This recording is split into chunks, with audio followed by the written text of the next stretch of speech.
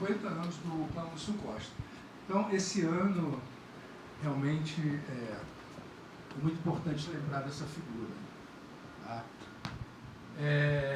Antes de chamar as entidades para compor a mesa, eu queria só fazer aqui uma propaganda rápida.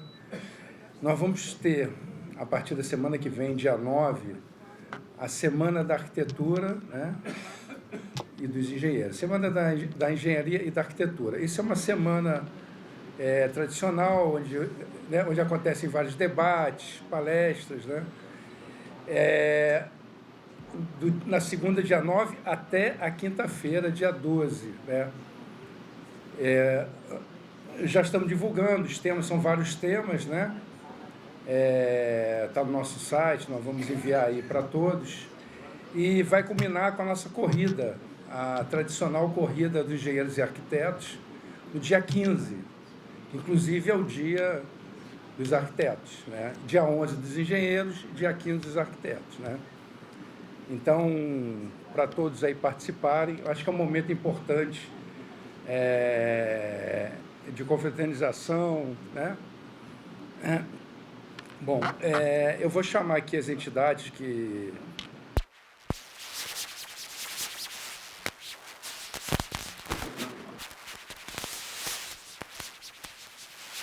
A nossa presidente do Centro Cultural, né?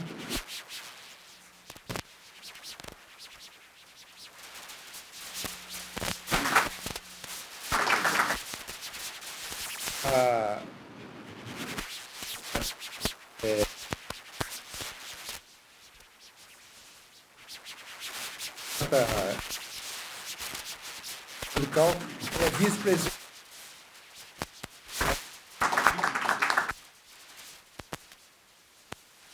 o gerente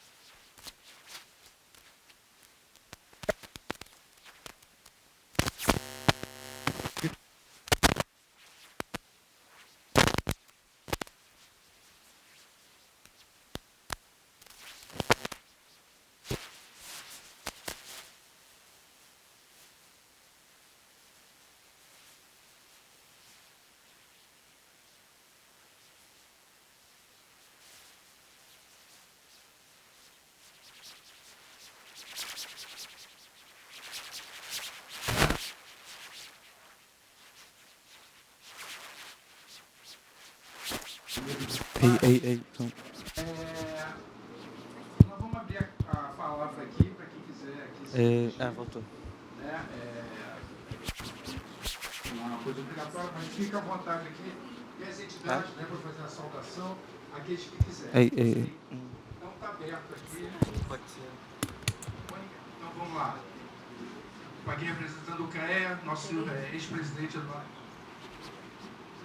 Boa tarde a todas e todos.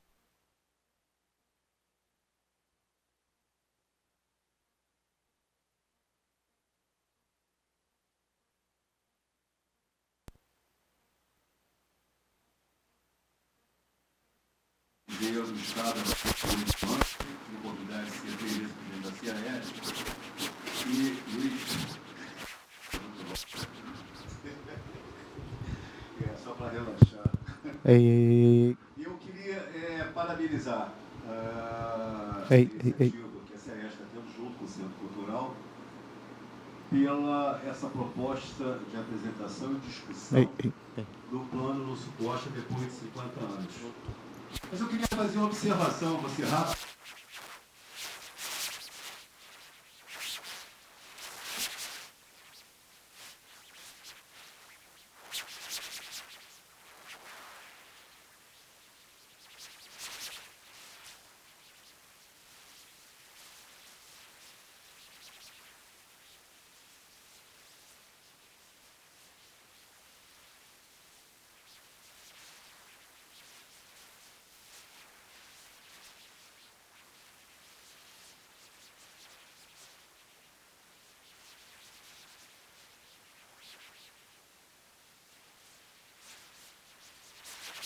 Em Paulo, conservação e manutenção.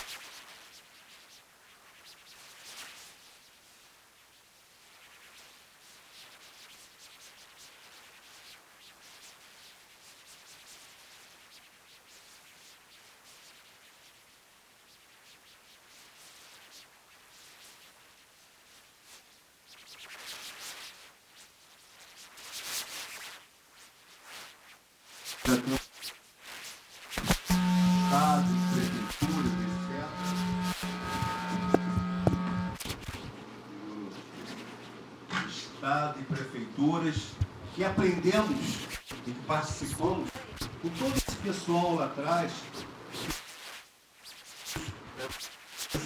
esses projetos pós-eleições, e esses que participaram estão indo embora e não estão repassando para ninguém, porque não temos profissionais, não temos concurso público. O serviço público e o servidor público do que tem, eu sempre digo, a grande diferença do servidor público é que ele conhece o depois. O depois conserta a concepção.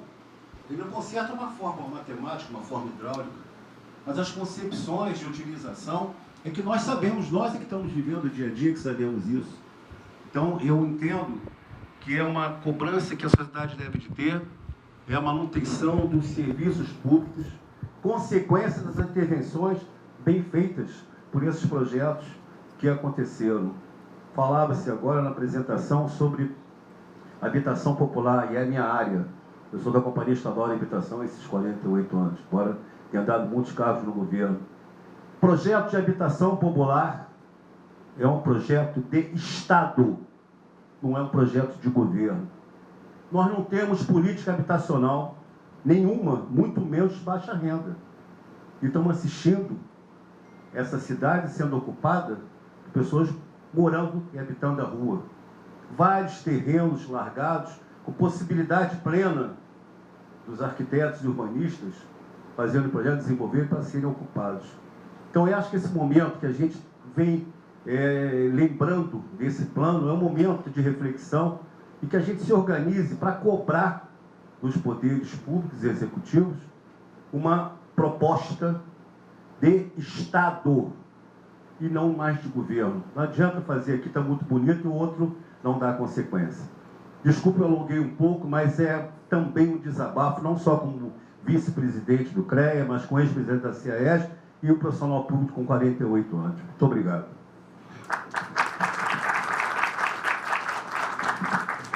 Cone, muito obrigado aí. Bom, vamos passar aqui para Isabel, nossa vice-presidente do CAU.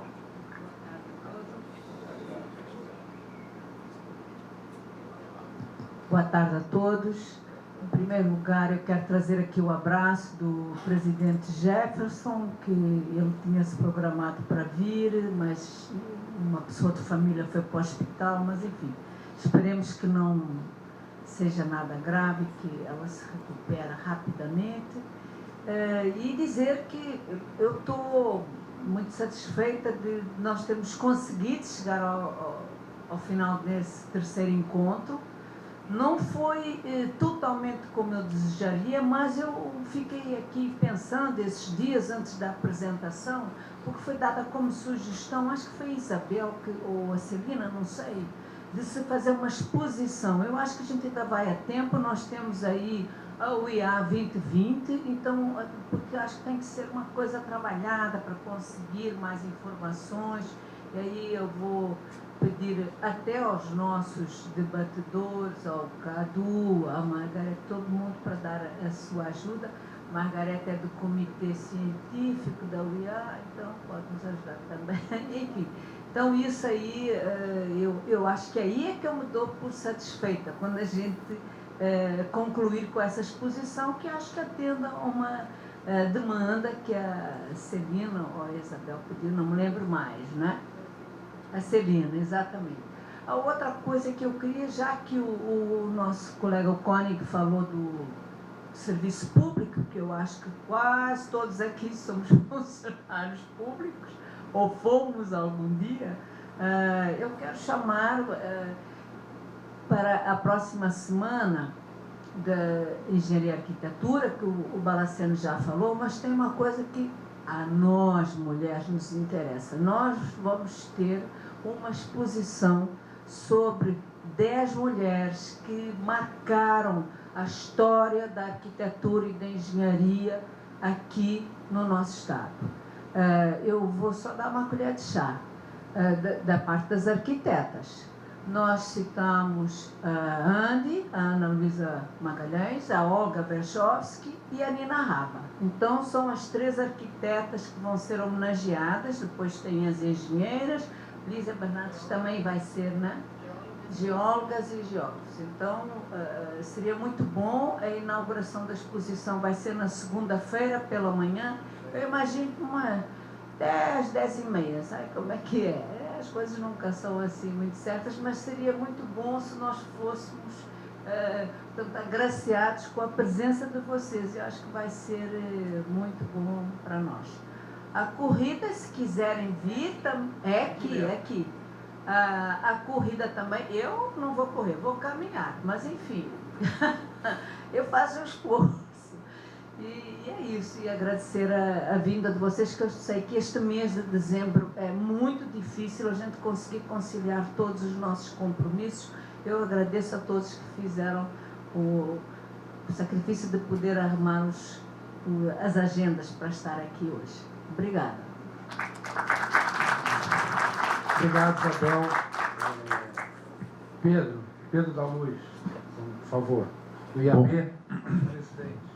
Boa tarde aí a todos. É uma honra para o Instituto dos Arquitetos estar aqui, principalmente a partir desse tema, né, os 50 anos do Plano Lúcio Costa. Eu acho que foi uma coisa, inclusive o Clube de Engenharia, o Pedro Celestino nos instou a fazer um encontro, mas nós não conseguimos porque a agenda muito puxada, e eu parabenizei bastante a Isabel por essa iniciativa. Acho que é fundamental esse debate, né, sobre a cidade brasileira e sobre o protagonismo público, que já foi falado aqui, mas é sempre bom a gente reforçar, né?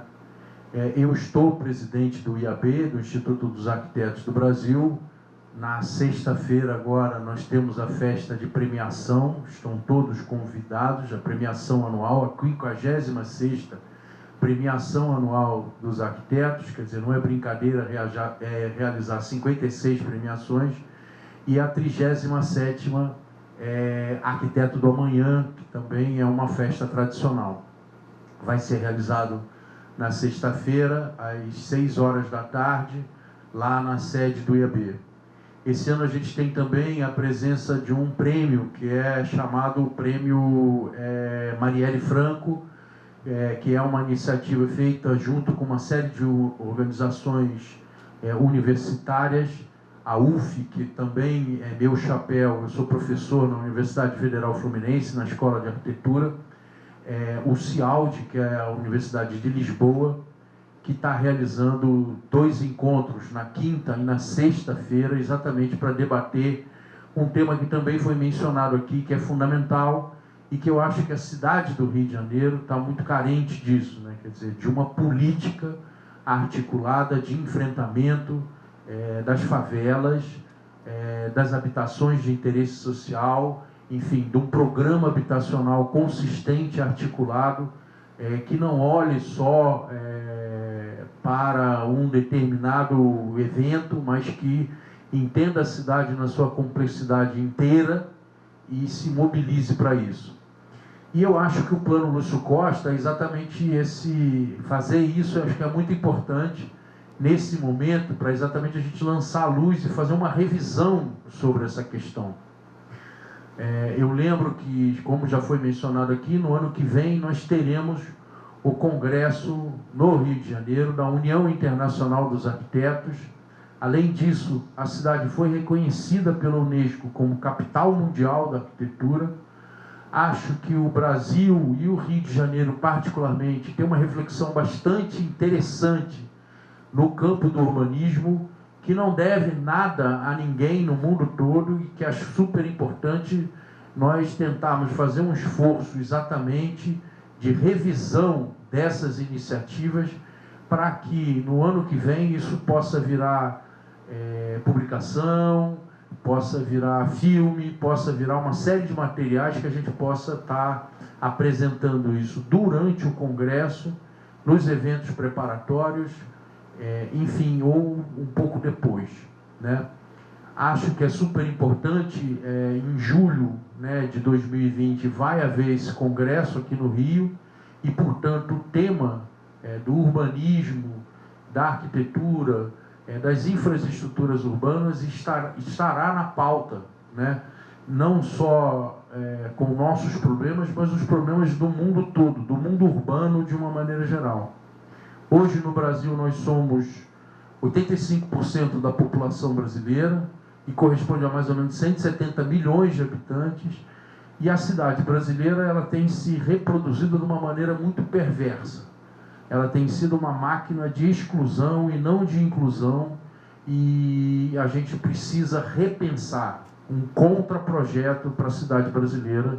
Acho que é muito importante que a gente tenha essa oportunidade no ano que vem de refletir sobre essa questão, que é uma questão assim, muito pouco enfrentada pela nossa macropolítica, né? De uma maneira geral, os nossos políticos abordam a questão da educação, da saúde, mas não pensam, né, a espacialidade da cidade brasileira, a sua terrível divisão entre bairros afortunados e bairros completamente sem qualquer infraestrutura, né, sem a mínima infraestrutura urbana, que representa uma cidade partida e muito mal distribuída. A cidade brasileira, historicamente, tem sido uma máquina de exclusão de pessoas e não de inclusão. E está na hora da gente mudar isso. Muito obrigado. Eu peço desculpas aos palestrantes, mas é que hoje também, lá no IAB, tem o lançamento do livro da Ana Paula Cury, uma professora da FAUSP de São Paulo, que vai lançar o livro sobre um arquiteto, Rodrigo Lefebvre, que foi caçado pela ditadura militar e nos anos 68 teve que sair do país, e tem uma reflexão bastante interessante sobre a produção arquitetônica no Brasil. Obrigado aí a todos e um bom encontro. Obrigado, Pedro, pelas palavras. Felipe. Mais uma vez estamos aqui, a Mútua, que é a Caixa de Assistência dos Profissionais do CREA, presente, uma solenidade importante como essa, né, um plano fantástico que houve aqui na cidade do Rio de Janeiro, e aproveitar a oportunidade para falar um pouquinho sobre essa homenagem às 10 mulheres, engenheiras e arquitetas, dizendo que eu, em 1963, entrei na Sursan e fui trabalhar exatamente com uma dessas engenheiras, a Adelaide Maria Bacani Paixão. Então, no quadro DTS, eu novo, já fui trabalhar com uma engenheira experiente, uma pessoa fantástica e que será homenageada aqui. Loló te conheceu muito, trabalhamos ali pertinho dela. Então, muito obrigado, é só isso que eu tinha que falar. Ok, vamos passar agora para a Carmen, presidente do centro. Primeiramente, boa noite.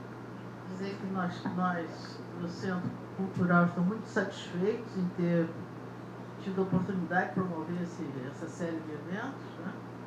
Prometemos tentar fazer uma exposição ano que vem, esse ano para mais, e gostaria de aproveitar também para convidar para a próxima atividade da CAERJ, que é a abertura da Semana da Engenharia, da Arquitetura e da Engenharia, que vai ocorrer no dia 9 do 12, às 10 horas da manhã, com a abertura, né, com a mesa de abertura, com as autoridades e representantes estaduais e municipais.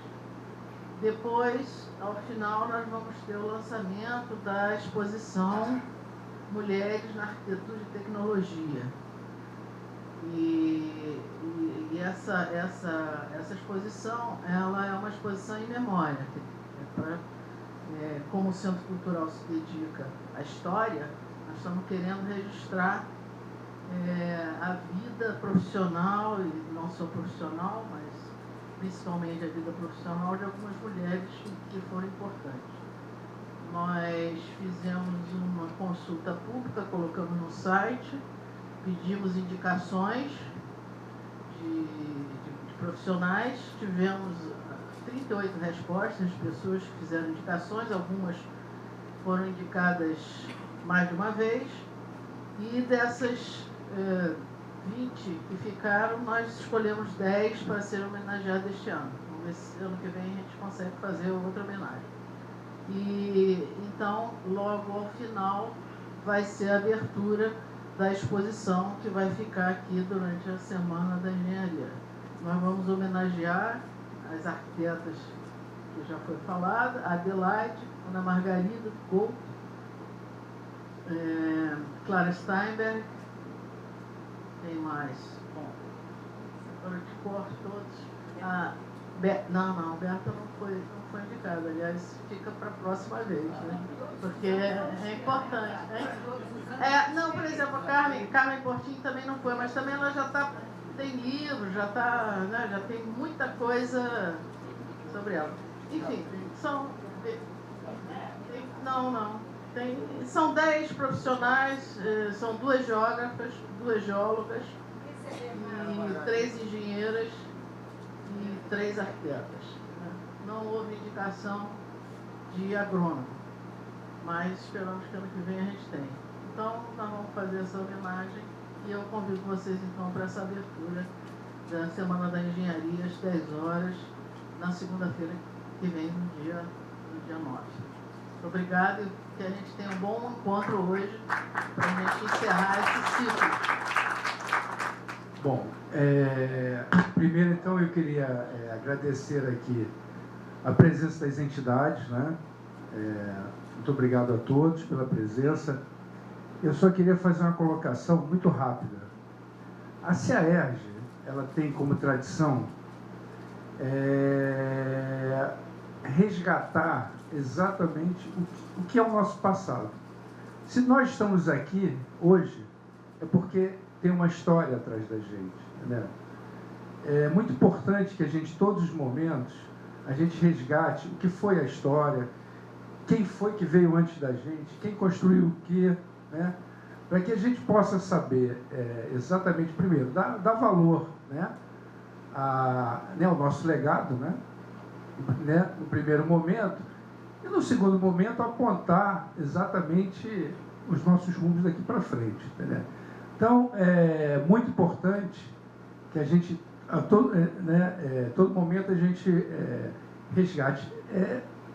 Não existe nenhuma pretensão de ninguém achar que você começa à medida que você começa a fazer alguma coisa. É evidente que tem toda uma história, né, tem todo um passado, né, tem todo um aprendizado que é transmitido aqui a todos, né? Então, isso vai ser, realmente é o nosso rumo, né? É por aí que nós vamos continuar. E esse evento de hoje é mais uma prova aí desse caminho, tá? Então, eu queria agradecer de novo aqui a presença de todos e vamos agora passar a parte também bastante interessante, que é exatamente aqui ouvir aqui os arquitetos e tudo mais. Então, vamos desfazer a mesa e vamos chamar aqui o pessoal. Muito obrigado a todos, mais uma vez.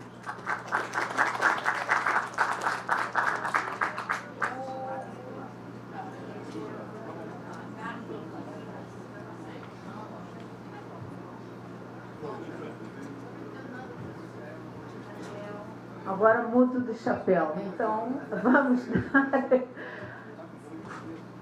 vamos dar início então à nossa mesa. Eu chamo a nossa colega, ex-presidente, ex-funcionária pública aposentada. Foi ontem que ela se aposentou.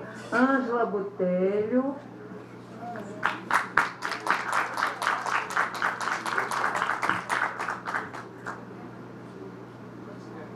Obrigada, Ângela.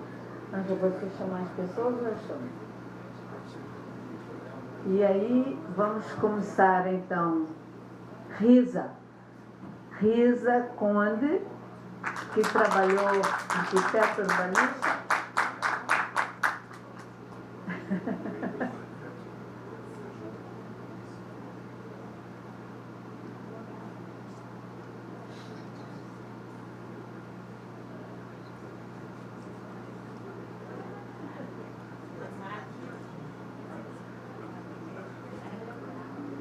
Nossa querida Margarete Pereira.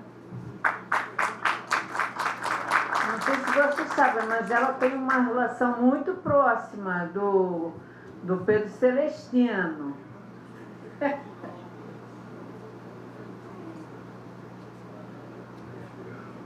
Cadu.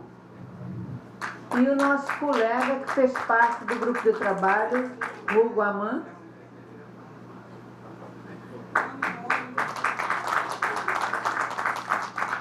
Pronto. E depois que eles falarem, todos nós podemos interpelar, conversar, enfim. Tá? Ângela, a mesa é sua.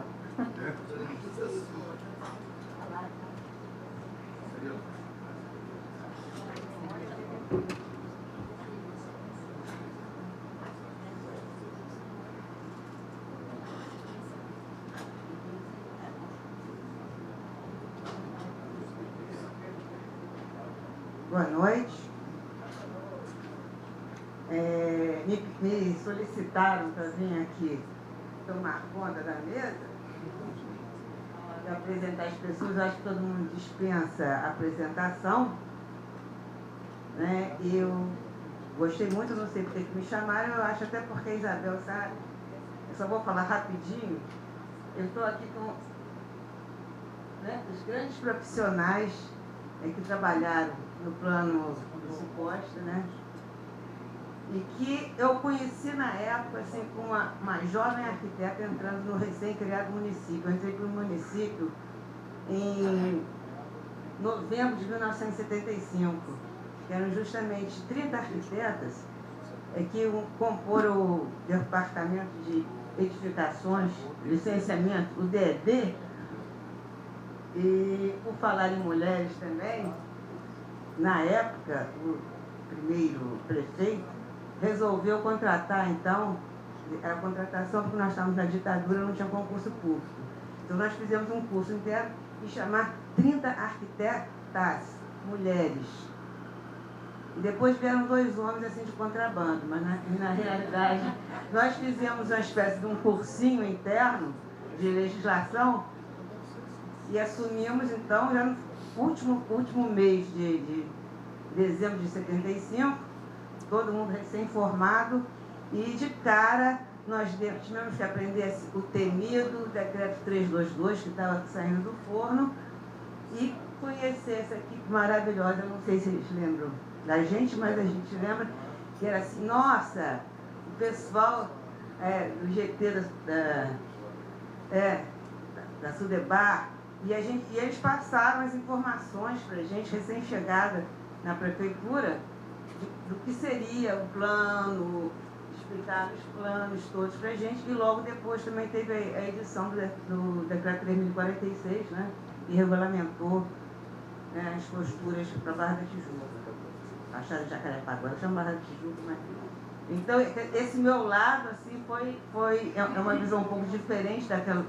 Lógico que você examinar projetos dos outros não é uma coisa muito boa, mas, ao mesmo tempo, a gente tem uma outra visão do que foi a aplicação da legislação numa área enorme da nossa cidade.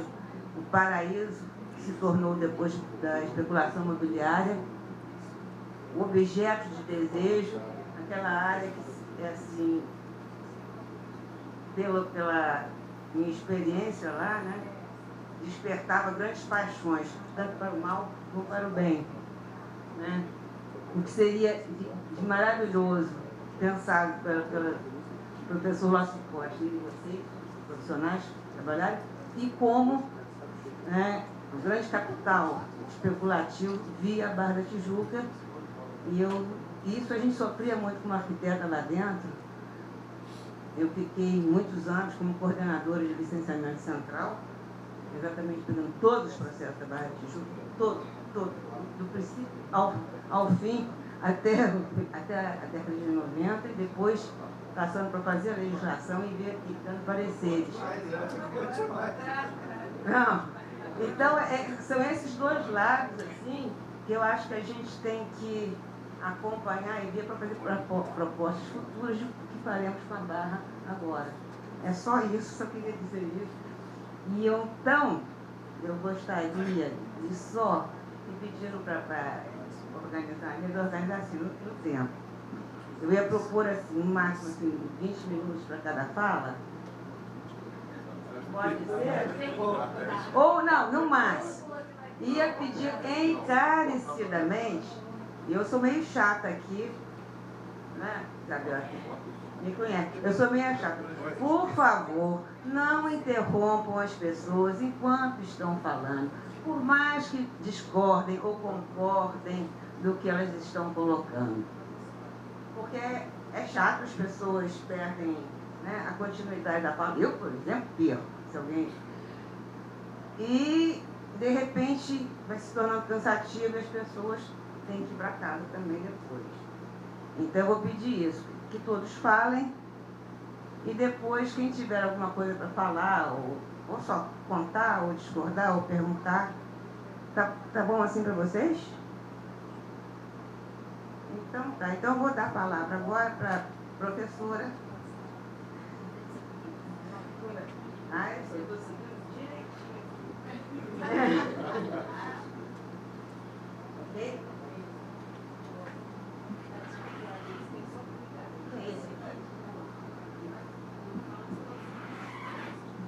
Bom, boa tarde a todos. É uma grande honra para mim estar mais uma vez aqui no CAERJ.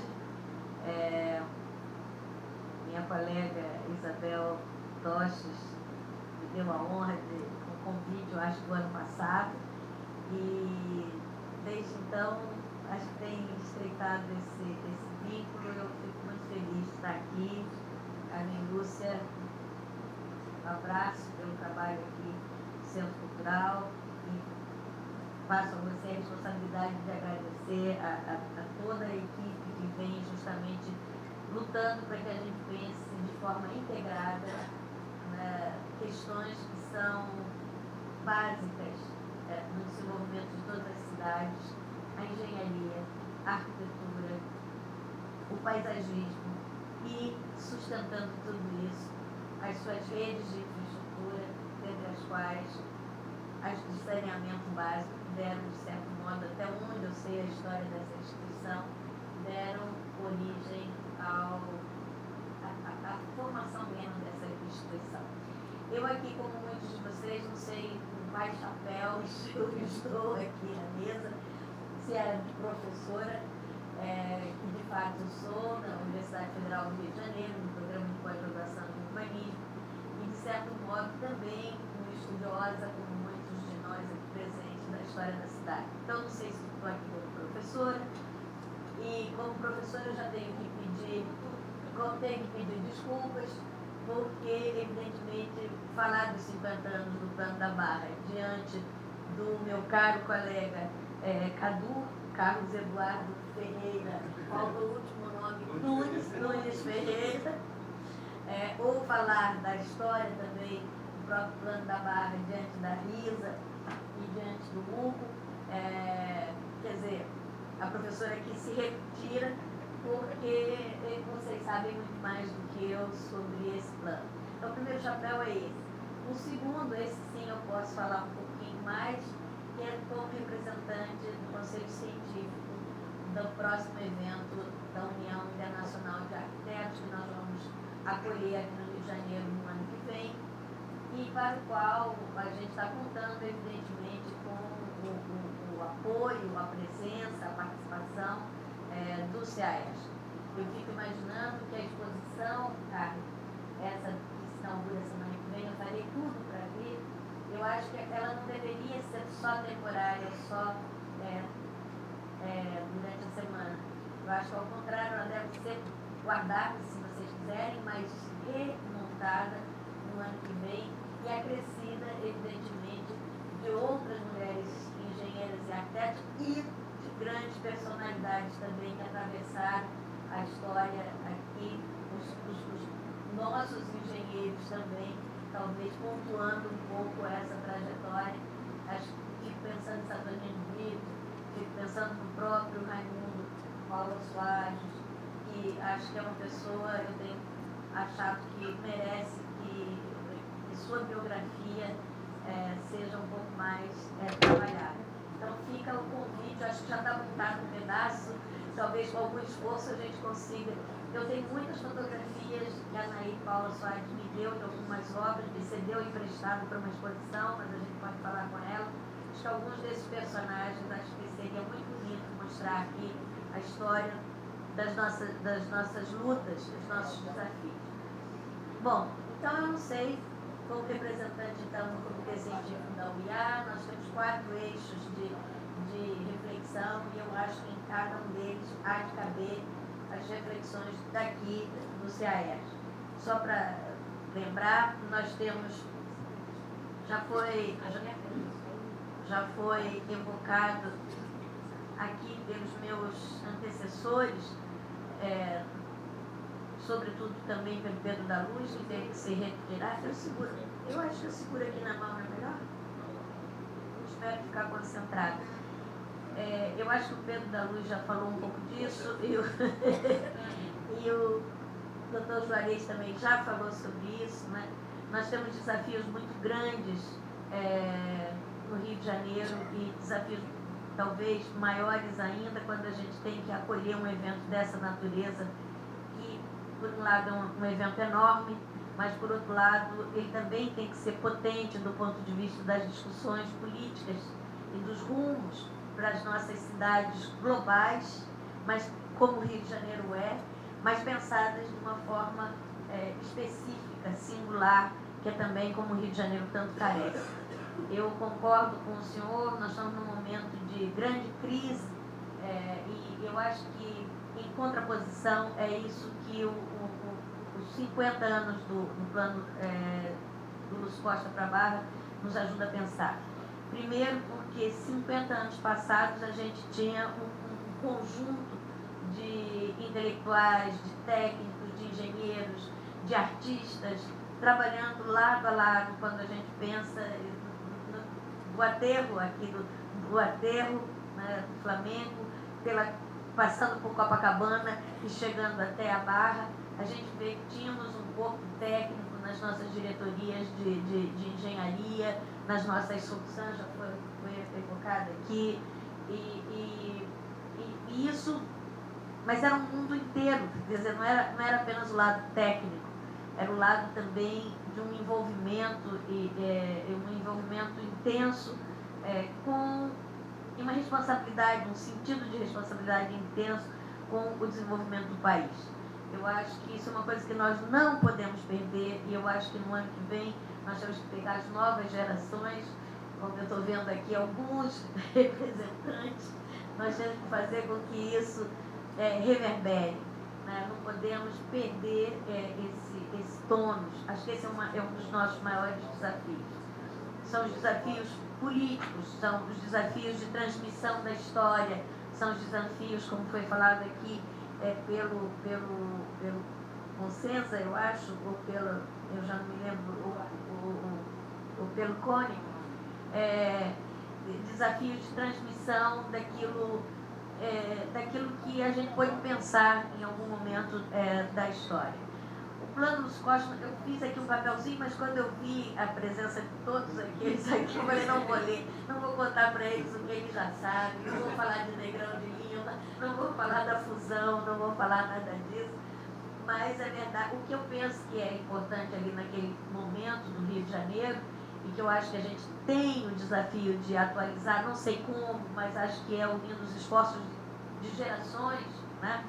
É que naquele momento houve uma reflexão muito grande, como eu disse, no plano político e de desenvolvimento do país. E isso é uma coisa que está carecendo, porque nós temos uma engenharia de alto nível, nós somos um país de construtores, nós somos uma América que constrói e é uma América que constrói e que faz arquitetura. A gente sabia as duas coisas, construir com um sentido estético, um sentido plástico, e isso a gente não pode perder na nossa América.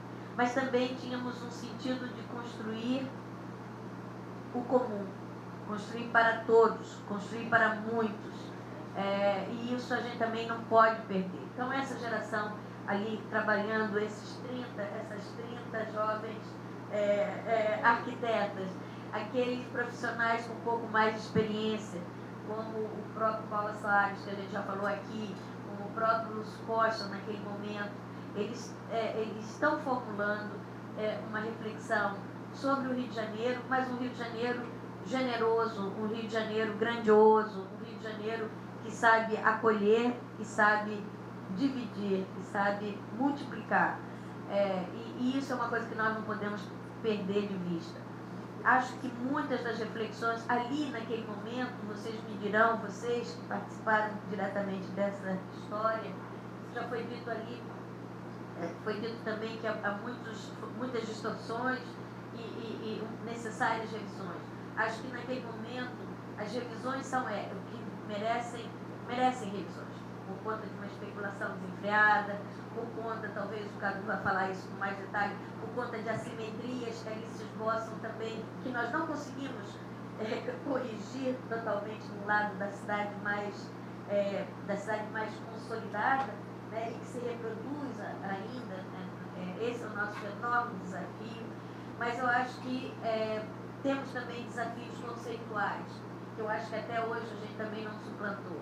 Ali nós vemos que existem duas discussões, duas visões de cidades que estão aí. Primeiro, uma visão metropolitana. Eu acho que nesses anos que vão de 1969 a 1975, ou se quiser pegar desde o primeiro governo Lacerda, de 1960 até 1975, nós mudamos a escala de reflexão sobre o Rio de Janeiro. O Rio de Janeiro não foi pensado mais apenas como uma cidade, mas como uma possibilidade de vida social e vida coletiva que se dá a partir de então numa escala que é urbana e metropolitana. Então nós ainda não separamos com clareza, eu tenho a impressão, essa distinção entre o citadino, que é uma escala de desenvolvimento, e o urbano, que é aquilo que a gente passa ali a partir de 1960. Isso é um desafio que no presente nós vamos ter que discutir, porque senão a gente não consegue também formular.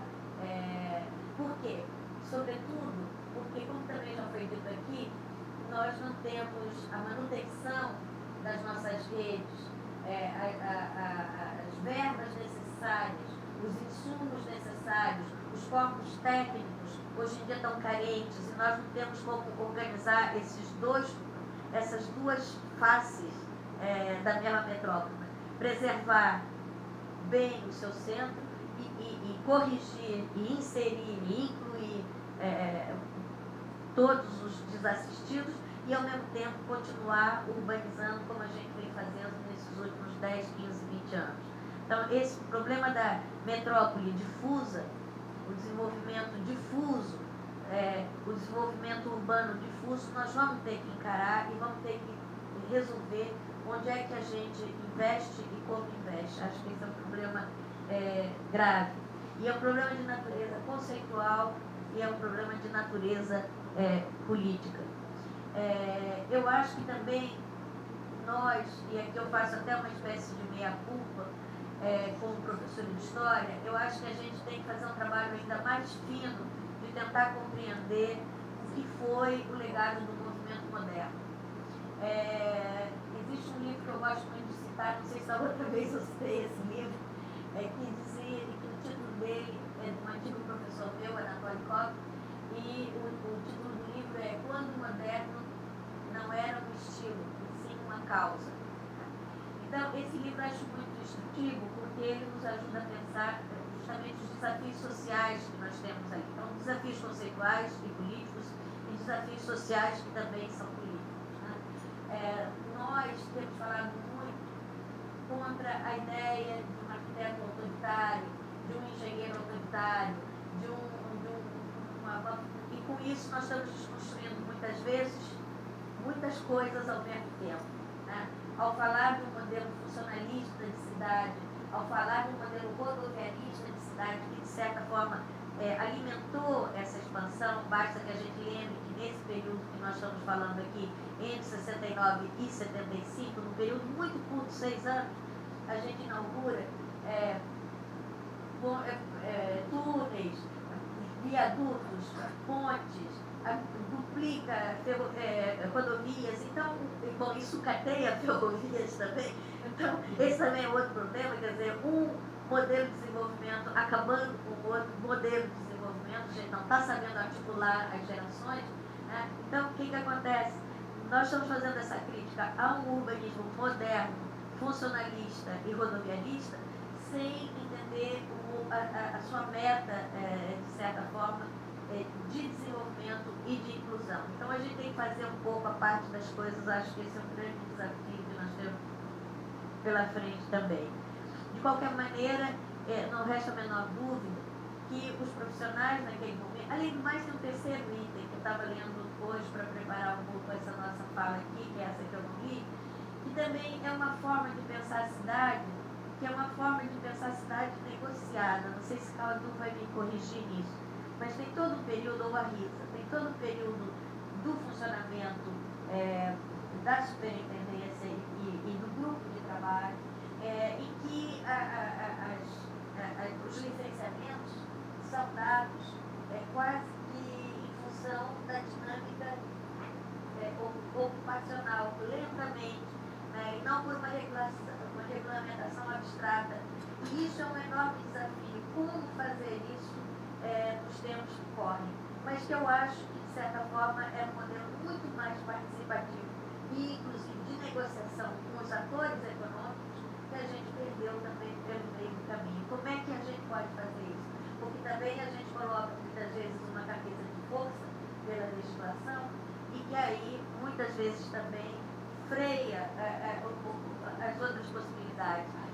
Então, eu não sei como vocês veem, eu em relação a esse plano do Lúcio Costa, eu tive o prazer de conviver com o Lúcio Costa durante 2 anos, todas as sextas-feiras, porque uma das primeiras monografias, primeira dissertação de mestrado dedicada a ele, fui eu que orientei, e como eu não sei orientar o que eu não conheço, então eu ia com a orientanda toda sexta-feira visitar a obra do Lúcio Costa e depois ia à casa do Lúcio Costa para tirar dúvida. Então, foram 2 anos quase, toda sexta-feira, comendo bolo de chocolate com ele, tentando entender um pouco a dimensão da obra dele, para ter um ajuizamento correto do que foi o esforço dele. De qualquer forma, seria leviano da minha parte cair mais uma vez na armadilha de uma crítica fácil, seja o desenvolvimento da Barra, o plano da Barra, como mais um ícone de um pensamento funcionalista e modernista e rodoviarista. Evidentemente, no plano da Barra passam as ideias de cidade linear, que eu acho que o Cadu estudou tão bem na tese dele. Evidentemente, como eu disse há pouco, passa por esse sistema viário que já vinha desde o Alcíades, mas que ele, de certa forma, reproduz de uma outra forma, evidentemente num outro contexto completamente diferente, mas que está presente essa visão de um mundo que agora nos permitiria toda essa flexibilidade, essa mobilidade trazida pelo automóvel, e que justamente seria um mundo onde as pessoas seriam próximas e viveriam em comum, mas já não seria o ciclo das cidades, seria o ciclo, momento urbano, momento do convívio que seria de uma outra natureza. Eu acho que todas essas ideias passavam pela cabeça do Lúcio Costa naqueles anos, né? Como a gente sabe, a própria ideia da duplicação da Avenida Atlântica foi uma ideia dele, e a Barra somente amplifica essa escala que não é mais só citadina, mas é justamente local e regional. creio que uma das distorções justamente foi essa, quer dizer, no ímpeto de construir e pensar a região e a metrópole, num momento particularmente difícil, porque é um momento em que o Rio de Janeiro, como todos nós sabemos, passa de cidade, deixa de ser capital, torna-se cidade-estado e depois se funde, né? Então, o problema onde...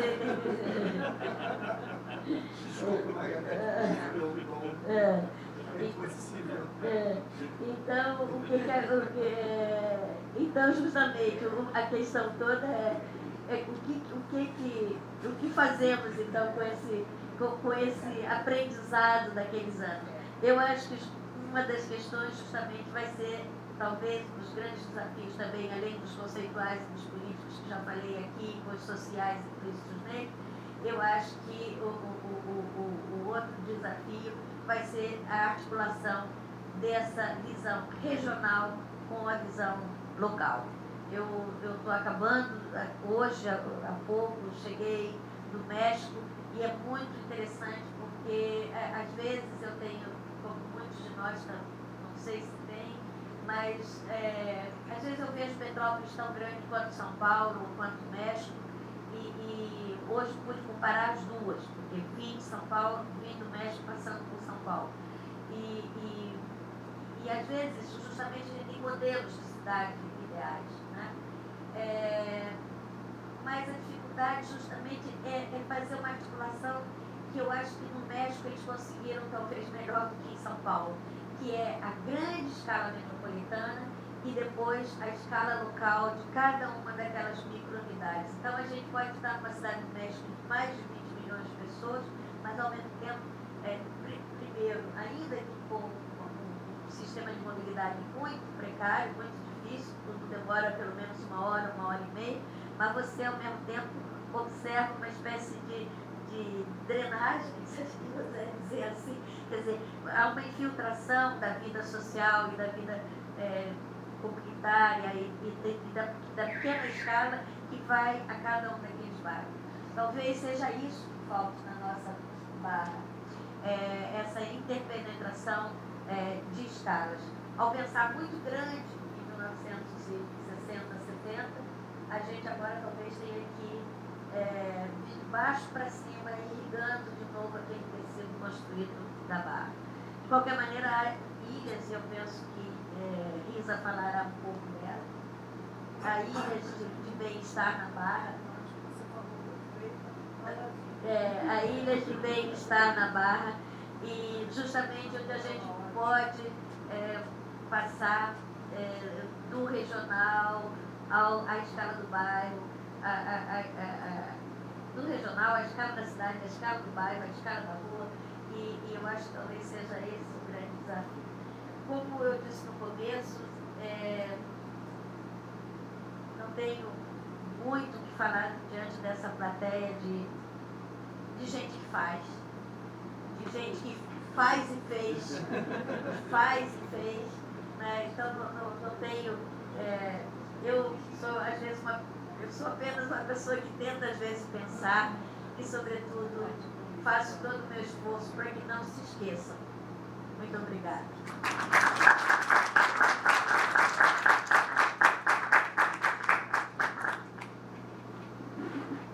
Obrigada a você, Margarida.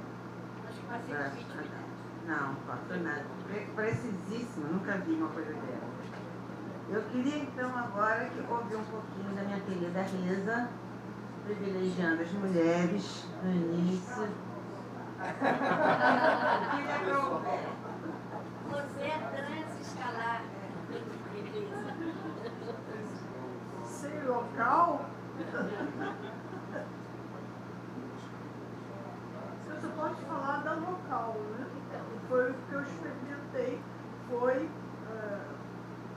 vivenciar o nosso grupo, o plano, desde o seu início, conversando com o professor Lúcio Costa e tentando entender o que ele queria dizer com aquelas mensagens, aqueles conceitos urbanísticos, como é que ele via a expansão da cidade para a Zona Oeste, como é que isso ia se integrar na parte norte da Zona Oeste, que era justamente a parte metropolitana, que não conseguiu assim um processo de desenvolvimento maior, infelizmente, e estava na mão dos grandes proprietários, com seus arquitetos, e que faziam propostas. Nós também estávamos sempre com ele perguntando isso aqui, como é que o senhor acha que deve ser, e ficávamos apoiando ele junto a esses desenvolvimentistas, digamos assim. Só que não era fácil para ele, ele tinha um certo recato, um certo pudor e uma certa timidez, e as pessoas que vinham faziam propostas, às vezes, e feriam os conceitos dele, os conceitos iniciais. Né?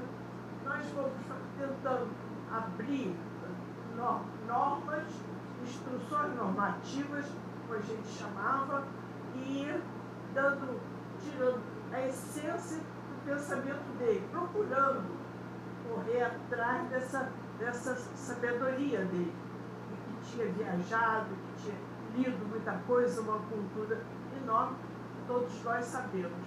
Então, nós íamos tentando formular o início do que seria acho que o 322 da Barra. Aí conseguimos alguma coisa. Mantivemos o Jardim Oceânico, Tijucamar, daquele jeito, daquela escala que era, o que hoje é maravilhoso, ir lá, andar, o Recreio também, que é muito agradável, e as torres, que foi um conceito que ele disse que ele, com o Oscar, eles chegaram à conclusão de adotar aquele partido das torres, entremeado de casas nas propriedades. Isso levou a gente a fazer muitas considerações, como que a gente pedia que doassem terreno para a construção de escolas naqueles condomínios, enfim. Aí foi uma adaptação que nós sentimos que os condomínios eram de classe alta, que as pessoas não iam frequentar aquelas escolas que eram doadas.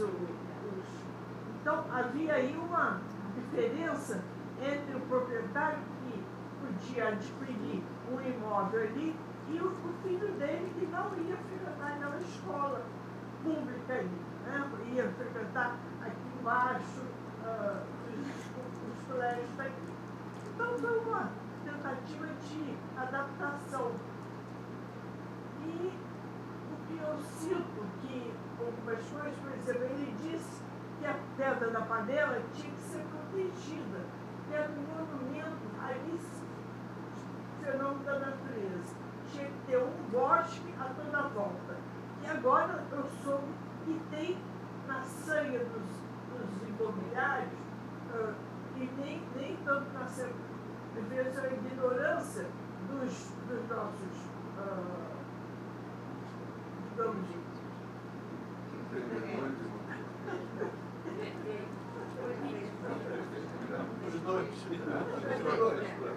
podemos escolher, né? Então, não querendo botar um pai pequeno ao longo da Pedra da Panela. Isso é impossível pensar.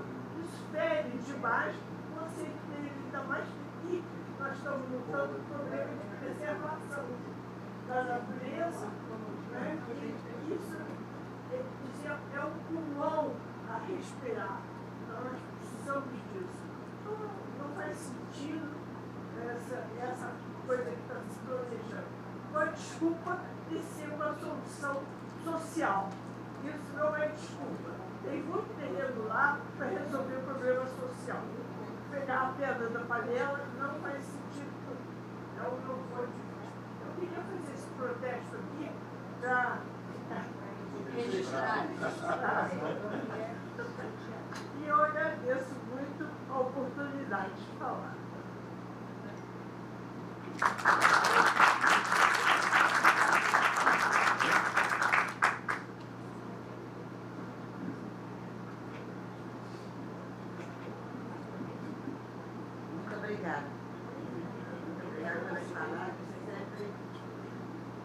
sábia e honesta. Eu queria passar a palavra então para o colega Cadu.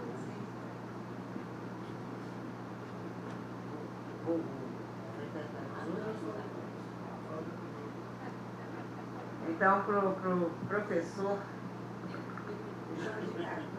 Carlos Eduardo. Deixar com o Cadu? Não. Bom, vocês se escolham agora. Não, eu parei de ficar com você. Bom, então, passo a palavra ao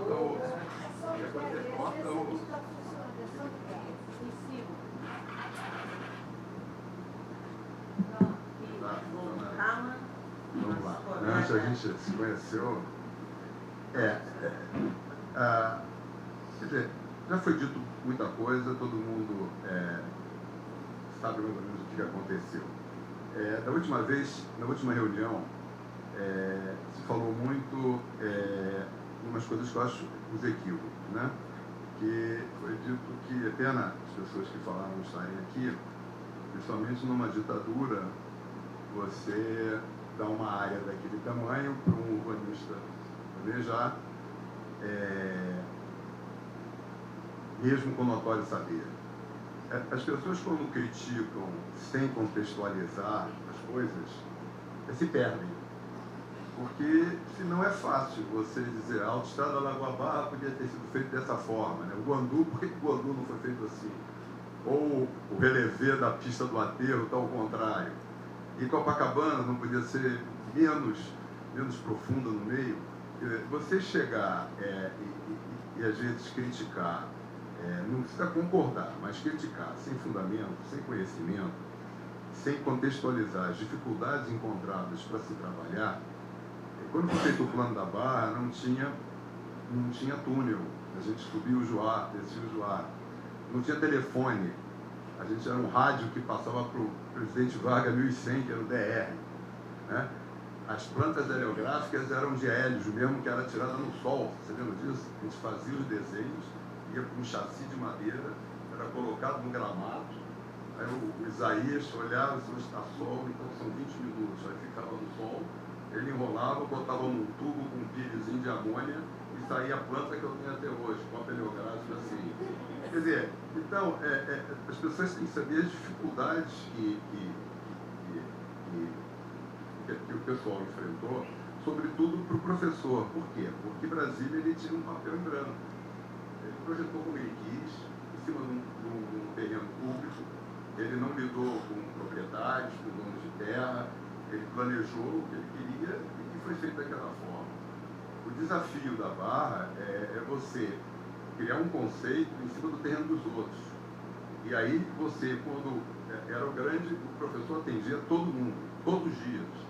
Ele sempre foi contra o grupo de trabalho, deixar de ficar o Sudebar posterior, deixar o local onde ele estava, porque ele achava que aquilo era um laboratório urbanístico, ele falava assim.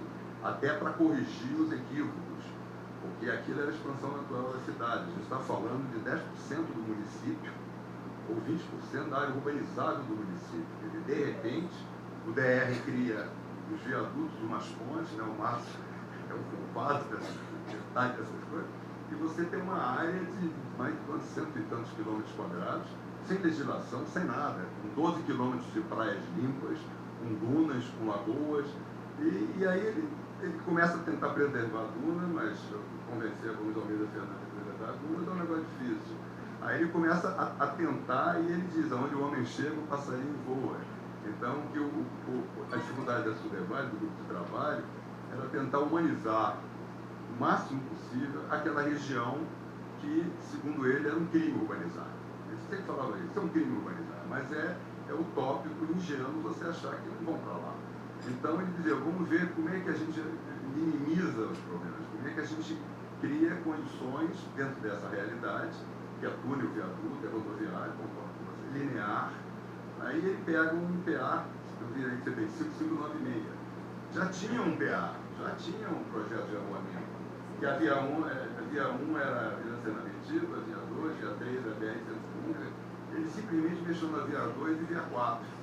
Porque a via 2 e a via 4 eram paralelas ao mar e tinha lotes de margem para a lagoa, tinha lotes para cima e para baixo. E ele recuou um pouco, fez o sinuoso e botou todas as margens das lagoas públicas.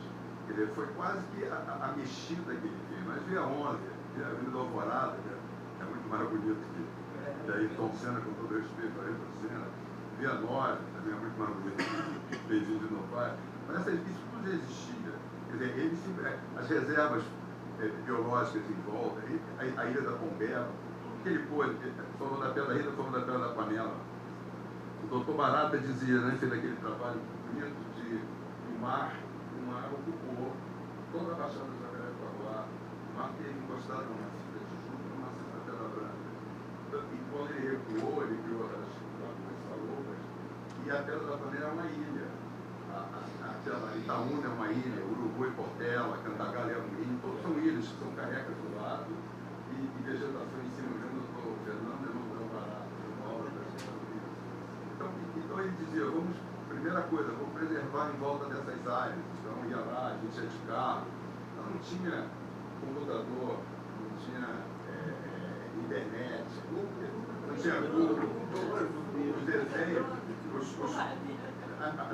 as fotografias que a gente tinha era da Cruzeiro do Sul com proibido reprodução, que era 68, então você não podia reproduzir.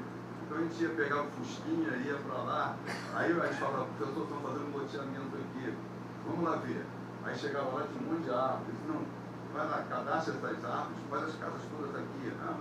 Mas aí não vai dar, não, então você faz em 2 andares, e preserva as árvores, tudo era muito artesanal e no dia a dia, como você falou, naquela escala de vir o proprietário, chegar e você explicar que é difícil. Por que eu ganhei uma torre e por que eu ganhei uma área residencial? Né? Porque dentro de 1 quilômetro você ganhou uma área de torre. Mas quem não tinha nada, ganhou uma área de loteamentos residentes, tipo Mandala, e reclamava que queria torre. Né? Eu me lembro do Ricardo Nogueira de Guilherme, que agora me lembro do Atlântico Sul, que foi feito a Beataí de Ville, né, 40 e tantas prédios, 2 carinhas mais, foi antes do plano, o professor não só respeitou, como criou um núcleo semelhante no Recreio, para equilibrar, foram aprovados 42 torres do Niemeyer redondas, que depois eram 72, quando o Niemeyer foi para a Argélia, empurraram mais um pouquinho, passaram para 72. Depois chegaram com o dono, metade do terreno não era dele. E aí eu me lembro quando o Zé Carlos Nogueira Diniz, que era dono do Atlântico Sul, ele chegou e disse, vocês aprovaram um terreno. Quer dizer, o professor não sabia quem era o proprietário, já herdou aquele projeto. Eles aprovaram uns prédios no meu lote, no meu terreno, que era o Atlântico Sul, que foi o primeiro prédio grande de frente da Serrangetia. Aí a gente levou o problema do professor, aconteceu isso, o terreno tinha dele, não é do Bucetaí. Aí, pelo aquele problema, não sei o que, aí chama ele amanhã. Aí foi engraçado, porque ele chegou, sentou, a testemunha sou eu, só estava ele, o professor e o Zé Carlos, falou assim, o que acontece? Não, é porque vocês aprovaram 6 prédios de 30 andares no meu lote. Ele falou, você teve sorte, você podia ter pego uma área verde. Não, juro, estou te falando. Aí quem conheceu o professor sabe que isso é verdade. Aí ele falou, qual o problema? Ele disse, não, mas eu não quero fazer prédios de 30 andares, eu quero fazer de 20. Ele falou, então em vez de fazer 4 prédios de 30, você faz 6 de 20 e faz umas boas varandas. Aí e foi embora. Desde que você mantenha a área total edificada. E foi embora e ele perguntou, está valendo? Viu? Você sabe falar assim, está valendo? Ele está valendo. E saiu o Atlântico Sul. Falando em varanda, aconteceu isso. O professor um dia chegou e falou, por que não tem varanda no Rio de Janeiro? E aí foi dito que a varanda contava na TE e o empresário não tinha interesse em perder uma área de lugar para fazer uma varanda. Isso é um absurdo no país tropical, muita chuva, muito sol. Aqui vamos liberar a varanda. Não, vai liberar, faz o que for e vai liberar. E aí começaram a criar, venha morar nas varandas da Barra, porque a varanda tinha sido acabada de ser inventada. O que aconteceu? Em 76, o 322 passou a não contar. Então todo mundo chegando numa varanda hoje, faz negócio intervenção dele. Então, tem coisas que, se você não contextualiza o momento, as dificuldades, ele tinha que fazer um plano em 6 meses, o túnel já estava, a boca já estava chegando, não teve planejamento para... Quer dizer, e aí ele tinha uma grande preocupação de dar uma ordem, onde a solicitação ia ser inicial, que é a orla, né, em que ele definiu 6 andares na cena definitiva. Se você achar um prédio com 6 andares, você ganha na Mega Sena. E na Avenida das Américas, que ele fez um núcleo. Então, ele, e quando falaram da outra vez de copacabanização, que virou, que era foi um contexto totalmente errado, porque ele falou contra Copacabana, não o bairro em si, ele falou em termos de você ter uma cortina de prédios à beira-mar impedindo a vista dos outros. Então, a partir do momento que você tem 6 andares, você tem ingenuidade, depois criaram o House Hotel, mas se você tiver 6 andares na cena definitiva e prédios mais altos ao longo da Avenida das Américas, que era a BR-101, também todo mundo esquece, a rodovia federal, que cruzava a área de ponta a ponta e era intocável, né? Não era. A BR era ou seja, ele permitiu que nesses núcleos você tivesse toda a vista do mar, você tivesse toda a vista das montanhas por trás, você tinha tudo que não tinha, não teve em Copacabana. Então, eu acho que a gente já estava falando disso, você teve 2 momentos na Barra, até 75, que era o plano, que era a ideia, que era o otimismo, que era a proposta, o professor lidando com as pessoas, ligando as pessoas, arquitetos, importantíssimos arquitetos, onde mesmo fez núcleo lá, fez projetos de núcleo, quer dizer, assim, ele fazia um conceito. Eu me lembro que teve um arquiteto que falou assim, mas como é que é o lógico? Da forma que você quiser, mas é quadrado? Porque a pessoa reclamava que o prédio era paralelepípedo, porque o lote era um retângulo. Faz o que você quiser. E o arquiteto ficava perdido também. Aí era uma meba, a gente até fez uma vez no núcleo, que era uma meba de 10 hectares.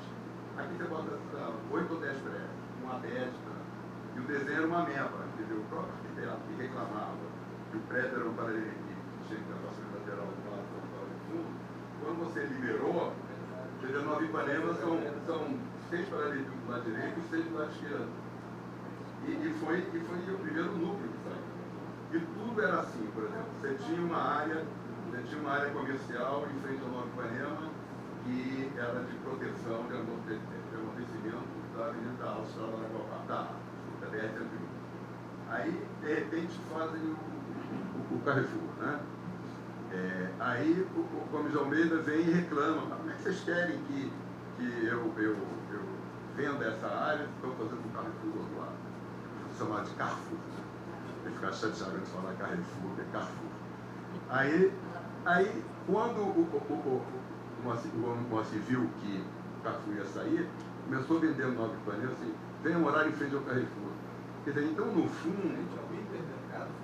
Ó, hipermercado. Você se lembra da propaganda? Não, e fez uma passagem de pedestre ligando Nova Ipanema ao hipermercado. Você tem uma passagem de pedestre ali. E eu me lembro, eu achei um parecer dele fantástico, como repintaram o Carrefour, você se lembra disso?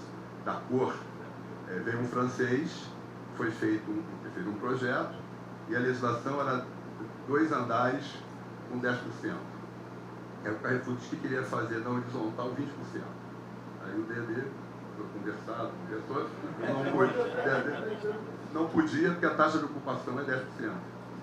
Mas ele dizia, mas vem cá, 10 mais 10 é 20. 20 ainda sobra 80. Quer dizer, na cabeça dele, ele não... E aí tinha uma varandada que depois não contava, depois ocupava. E aí, quando foram pintar, coisa de 4 anos depois, foram repintar, pegaram um empreiteiro qualquer que pôde. Ele ficou indignado, ele tem um parecer, uma falta de respeito, tem um arquiteto, e aí ele fala do azul cobalto, o contraste com o verde mata de trás, os pareceres. Então, o que é engraçado, ele dava um parecer técnico, assim, internacional, e depois dava um parecer individual do lote, da árvore, do rio, da margem. Quer dizer, era coisa de estar lá no local, de ir ao local. E ele atendia, nós atendíamos todo mundo. Agora, é muito mais difícil você planejar em cima da área dos outros, que se conformam ou não, no início as pessoas se conformavam porque estavam ganhando, depois as pessoas... Eu me lembro, a península era isso, era 8 andares, e aí foi dito que 8 não dá para urbanizar, tem que ser 18 andares. E foi dado 18 andares, uma penada. Passou de 8 para 18, uma penada. Quer dizer, você tem uma península que não tem nada, você faz um plano piloto, abre rua, viaduto, ponte, grupo de trabalho, deixa fazer 8 andares, a pessoa escreve, o empresário, 8 não dá, tem que ser 18, e o poder público dá 18. Assim, de penada, né? Eu tenho esse parecer também de indignação dele. Isso, 70 e poucos, né? Talvez. 78. 78. 78. Só arquivo, os dois são. Quer dizer, é o arquivo vivo da. Quer dizer, é arquivo vivo. Não, então o que eu quero dizer, quer dizer, você pode gostar ou não gostar. Por exemplo, eu adoro a Urca. Eu não consegui sair da Urca para onde está chegou. Moro na Urca. Então eu acho que tem gente que adora a Barra, tem gente que não gosta da Barra, tem gente que adora Santa Teresa, tem gente que não gosta de Santa Teresa. A Tijuca, né? O Márcio Tijucano. Você vai pro Recreio, Márcio? Não vai pro Recreio. Hoje é dia de São Francisco Xavier. Ou seja, o legal, eu acho, de você ter bairros diferenciados, justamente para as pessoas poderem, entre aspas, escolher como você se identifica. Agora, é muito difícil, eu quando tinha 30 anos, 25, pensava de uma forma, com 71 penso diferente.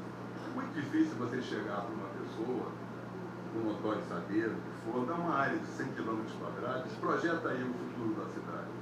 Ele não está projetando uma super quadra, ele não está projetando um bairrozinho, quer dizer, e ele tinha essa preocupação, a prefeitura queria que ele definisse a legislação, e ele dizia, eu não posso definir, como é que eu vou saber daqui a 40 anos? No urbanismo ele falava que a unidade é 10 anos. Como é que eu vou saber daqui a 40 anos o que querem fazer lá onde é o Projac, por exemplo? E ele botava a área aberta à proposição. Isso era a instrução normativa, a lei era essa. Que a gente achava aberta à corrupção, até a gente brincava, a área aberta à corrupção. Mas mas tem que definir, e ele falava, tem que definir, ele disse, eu não tenho como definir. Então ele chamava, ele devia ser um laboratório urbanístico, em que ele criou os conceitos básicos, como ele falava, os parâmetros. E aí você, quando já tinha muita, ele falava, não, mas já tem muita casa, pode fazer ele mesmo. Claro, porque a coisa é viva, né? A cidade, e as solicitações da cidade são vivas. Então eu acho que tem coisas que poderiam estar melhores. Esse conceito que você falou de bairro, que a Urca tem, esse conceito do vizinho, da padaria, que Santa Teresa tem, são bairros, ou ali, Tijuca tem muito, Grajaú ainda tem isso. O conceito dos núcleos, se você, e ele falou, eles tinham parecido, eu não me lembro de ter incentivado condomínios. Quer dizer, aquilo era um loteamento, com áreas doadas à Prefeitura da cidade do Rio de Janeiro, entre todos os lotes, você tem uma via de ligação, com pista dos dois lados, um canteiro central, em que cada loteamento, não é condomínio, é um loteamento, cada loteamento fazia uma pista de lado e um canteiro central. E essa é a permeabilidade que você teria. Agora, se fecharam tudo, se encastelaram, isso não foi um projeto urbanístico. Isso daí foi uma coisa que iniciou dessa forma para eles poderem sobreviver, porque você não tinha esgoto, você tinha estação compacta de tratamento, por exemplo, a Nova Ipanema, você tinha uma estação compacta de tratamento, biotisco, né, que chamava, era biotisco, né, em que os porteiros eram treinados para tratar o esgoto do Nova Ipanema e jogar na lagoa. Então, como a Conlurb não ia lá, a parte de Arquivo não ia lá, eles cercaram porque eles mantinham as praças, as ruas, as varridas, naquele momento. Hoje, aquilo está ocupado. Hoje, tinha que ser permeável a barra. Os loteamentos, eles têm que ser interligados. Então, vou botar uma cancela na Urca também, ó, ele volta da Avenida Pastel, vai para o Pontinho e volta para o Botafogo. Quer dizer, agora, isso é uma decisão política. Abrir as vias, abrir a via 4, total, pegar a via 2, por exemplo, ninguém sabe disso. A via 2, que está entre a Serra Vitiva e a Avenida da América, a via 2 era para acessar a todos aqueles núcleos sem passar pela BR-101. Você vai lá, ela está fechada, as pessoas vão bloqueando como se fossem deles, a rua é deles, a margem da lagoa é deles. Mas quem é que tira isso? O poder público. Agora, o poder público também é confortável, ele também não quer varrer Nova Ipanema, ele também não quer botar um gari lá dentro. Então é aquele, ela finge que me ama e eu finge que acredito, né? Aquele segredo do hã? Pois é, então fica às vezes, ele é acusado de certas coisas que ele é muito acusado, os núcleos que não se falam, o núcleo que não se fala, a ideia dele não era isso, a ideia, uma coisa que ele batia sempre também, que era importante, que era a escala definitiva. Ele falava, a história da cidade do Rio de Janeiro é aquela casa que é demolida para fazer um prédio pequeno e que é demolida para fazer um prédio alto. E aí você tem aquela anarquia de a lei vai mudando. Então ele dizia, você vai ter na Barra prédios de 2 andares, prédios de 6, prédios de 10, prédios de 20 e casa. Agora, onde é casa é casa, onde é prédio de 20 é 20, né? E isso daí, essa escala definitiva, é uma segurança. Você mora naquele Nova Ipanema, está falando, naquelas casas, você sabe que o vizinho da direita, da esquerda e atrás, isso é casa. Isso a gente não tinha no Rio de Janeiro. Porque muitas coisas foram criadas. Hoje o cara não vende em Jacarepaguá uma área sem jardim, sem piscina, sem spa, sem academia de ginástica. Isso tudo que foi para São Conrado surgiu surgiu na Barra, porque era uma coisa. Só que o que está acontecendo agora é o seguinte, ali foi uma área de expansão da cidade, foi um desafogo da cidade, né? A pressão imobiliária parou de ficar em cima da Zona Sul e Zona Norte, porque teve aquele desafogo. Agora que não consegue vender os apartamentos que estão lá, já estão voltando para mudar as legislações da Zona Sul, né? Você sabe melhor do que eu isso. Por quê? Porque eles estão querendo mexer nos pelos todos, okay? As APACs todas, quer dizer, é inadmissível o Leblon ter um peu de 25 metros, 25 metros de altura, que era 5 andares ou 25 metros. Na hora de publicar, tiraram 5 andares, hoje em dia 7, pequenininho, e queriam 7. Então, as garras estão voltando para o lado de cá agora. Agora, imagina se não tivesse aquela região, o que sobraria da Zona Sul e Zona Norte. E o centro metropolitano, que está na mão dos particulares. E que ele faz o prédio que ele quer, a hora que ele quer. Quer dizer, a vida inteira o professor pediu para desapropriar, para poder incentivar, e que nunca foi feito. Quer dizer, então, muitas coisas que poderiam ter sido feitas lá não foram feitas por mudança de governo, por ótica dos nossos prefeitos, dinheiro, falta de dinheiro, né? A 17 que não teve continuidade. Por exemplo, antigamente a Secretaria de Planejamento definia gabaritos. Aí disseram que isso não era democrático, tinha que se ouvir a população. Aí você criou a lei orgânica, que era para ser ouvido os vereadores, que é o representante do povo. O Peu das Vagas ficou 10 anos lá na Câmara de Vereadores. Não sei se aprovaram ou não, mas está tudo ocupado. Ou seja, porque a democracia demais, às vezes atrapalha. Então é difícil você, tipo assim, pegar um papel em branco, com as pessoas, pegar papel em branco é fácil, pegar uma área totalmente ocupada, com chácaras, com vários, com terreno alagadiço, com áreas ocupadas. Já tinha, até os planos, aqueles desenhos da Suzana, os nomes da Suzana Kalimann, que eu era desenhista quando eu entrei, eles tinham todas as favelas de 1971, tem um relatório com todas as favelas que estão aí, inclusive aquela ali das Pedras, está lá em Milionário. Isso tudo era mandado para o poder público, só que o poder público fingia que não, ou não podia, não tinha condição de fazer uma área daquele tamanho, agora você não segura mais, e aí você tem que ocupar uma área ajustadora, não é só uma área irregular, é uma área que é perigosa. Os prédios, eu fui lá, os prédios é impressionante. O cara constrói o prédio e fica assim. Aí o cara tufa, aí o cara constrói do lado e o prédio se ajeita. Juro, eu fui lá, você vai falar, eu fiz uma praça, quando eu fiz a Rio Esporte, eu fiz uma praça que uma semana depois afundou. Sumiu. O Márcio saiu disso, você lembra? A turma deu um trator do BR, uma vez que ficou só acabada. Então, essas coisas ninguém sabe disso.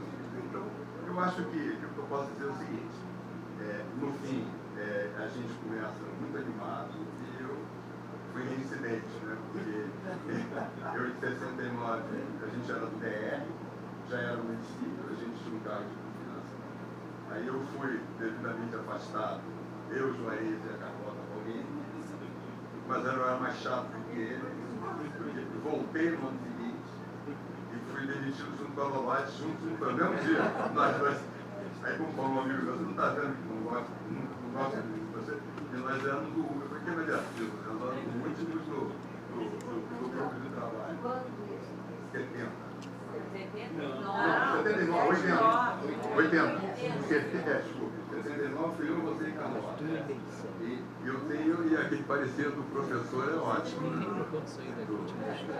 As pessoas que, depois que a gente saiu, ele escreveu, o negócio escreveu com o Matheus Schneider, que é o secretário, dizendo que ele repudiava o afastamento que nós temos, uma das pessoas mais confiáveis, eu com cheio de cabelo. Isso é um salve Nossa, falta história. Eu não faço parte.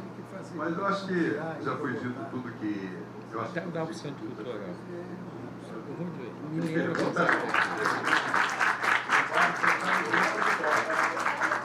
Sabe o ritmo que corre. Não. Vai lá, Cadu. Vai lá, Cadu. Obrigado.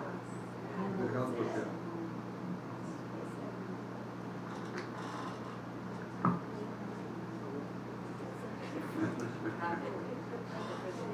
Não, vamos lá. Bem, boa noite já, né, todo mundo. Eu não vou me arriscar também, viu, Margarete? Embora tenha estudado, mas eu não vou.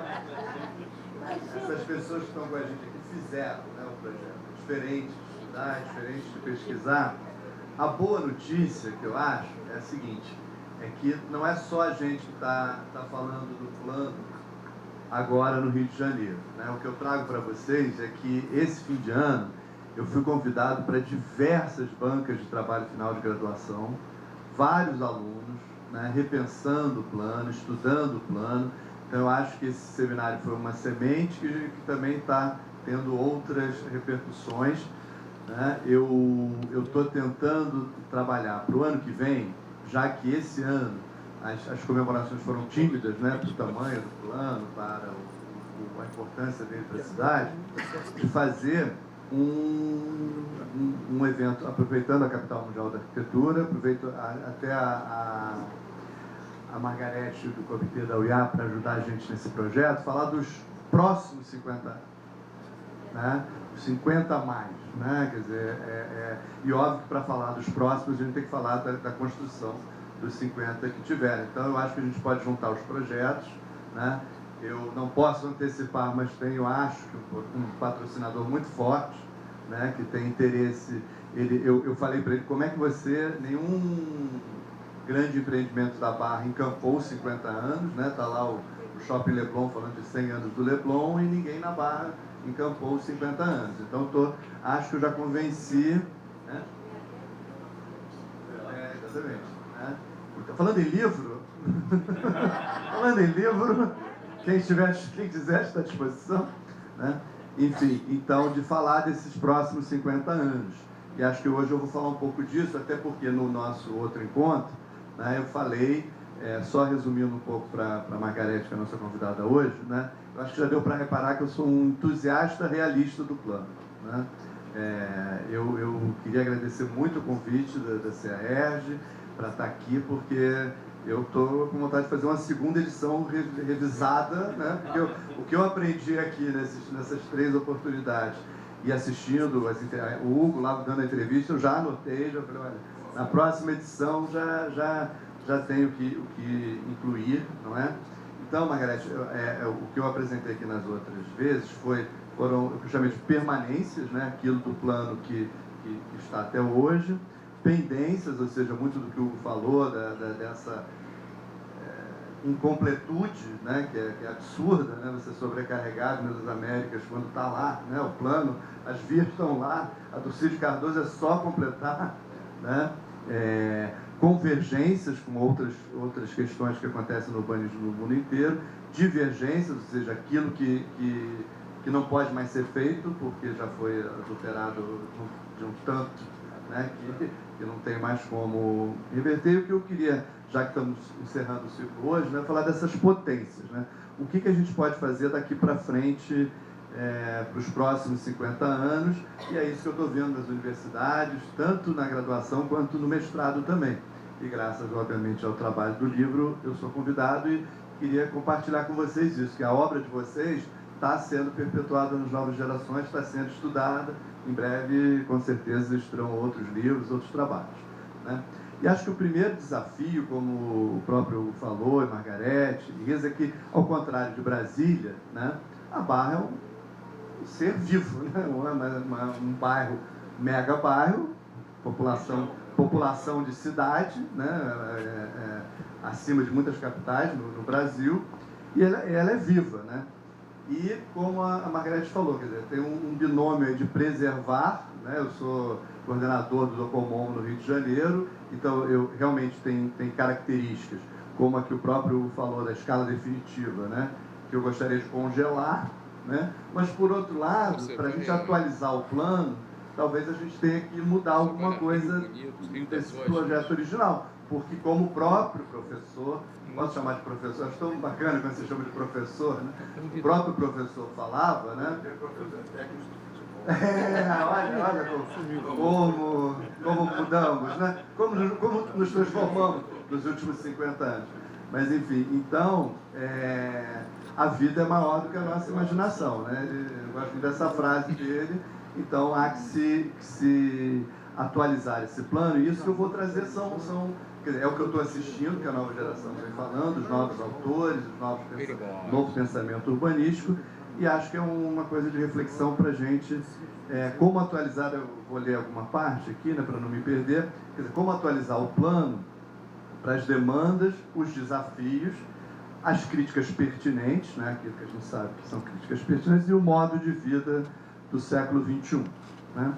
Primeira questão, que não tem necessariamente a ver com planos, é a questão ambiental, né? Que vivemos uma crise ambiental, questão do saneamento, de um potencial de produção de energia renovável enorme, até a nível particular, de energia solar, eólica, até projetos que poderiam se aproveitar, as marés, né? Que é uma tecnologia que está sendo muito desenvolvida em Portugal, em outros países também, mas enfim, né? A questão da mobilidade, que já está sendo modificada, né, por transporte, aí sim, mudar do modelo rodoviarista para o modelo de transporte público inclusivo, de qualidade, que já começou, mas como fazer isso de uma maneira pensada na escala metropolitana e articulada com o projeto original, porque, por exemplo, o Alvorada, terminar Alvorada é uma crueldade, né? Porque a pessoa está a pé, né, e vai pegar um ônibus, ela tem que cruzar uma highway, né? Então é um a pé que não é a pé que é inviável, né? Então ali, quer dizer, como resolver a harmonia desses dois modelos, né? O BRT está lá, hoje, e sou usuário, então aliás, uma questão que eu lembrei agora. Eu tenho um apartamento no prédio do Luiz Paulo Conde, na Barra. Então, estou bem à vontade aqui na mesa, com a Risa aqui do meu lado, né? Enfim, no Alfabarra, exatamente. Né? Enfim, então, o BRT, que começou muito bem, hoje está em estado deplorável, né? Mas hoje já fui e voltei lá de metrô e BRT, os corredores de ônibus, uma possibilidade de VLT também, né? Que pode... é plausível, e eu fui procurado, na última palestra que eu fui procurado por empresários da Barra querendo investir no transporte aquaviário, nos canais e tal, um projeto que eu não conhecia ainda. Assim, vários alunos já fizeram propostas na faculdade, mas agora tem uma turma... Foi feita? Então, tem uma turma pesada aí com interesse nisso. Não, mas o que vomitou foi da ligação da Barra com o centro. Foi o escolheram o dia. Eu não sei quem sabe essa história, mas teve essa proposta. Eu mesmo, saindo do Alfabarra para a universidade, eu poderia ir tranquilamente pela água, né? Muito tranquilamente, muito melhor do que dar a volta até... Não, na rua está difícil. E até um dado que eu acho que eu falei da outra vez aqui, que a maior incidência, frequência, né, de aplicativos de Uber e 99 são do metrô Jardim Oceânico. Entrada e saída do metrô Jardim Oceânico. Porque se você tivesse metrô no Alvorada, metrô no Recreio, diminuiria a quantidade de Exatamente. O espaço tem. Exatamente.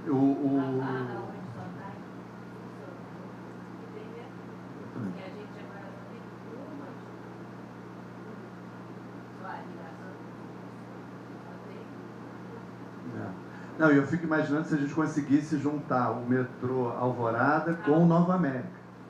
Aí você teria um círculo, aí você distribuiria a hora do rush, né, na cidade inteira. As pessoas estariam indo para lá, outras para cá, e um sistema meio londrino, assim, né? Por cima, exatamente. Então, esses desafios, né, da mobilidade, que já começaram a ser enfrentados, tá? E também uma questão que tem parte no plano, mas a gente poderia aumentar, que é os acessos norte-sul, né, por ponte do Tanhangá para ali para Via Parque, né, e da Avenida das Américas para a praia, né, é outra possibilidade. Exatamente.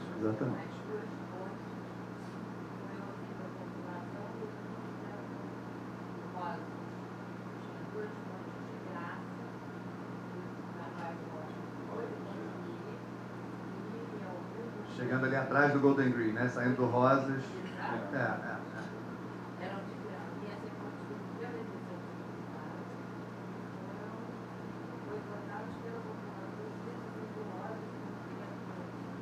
Não, tem um misto, né, de um mito de segurança com permeabilidade, né? Os moradores não têm essa questão que é o contrário de tudo que a gente aprende e ensina, né?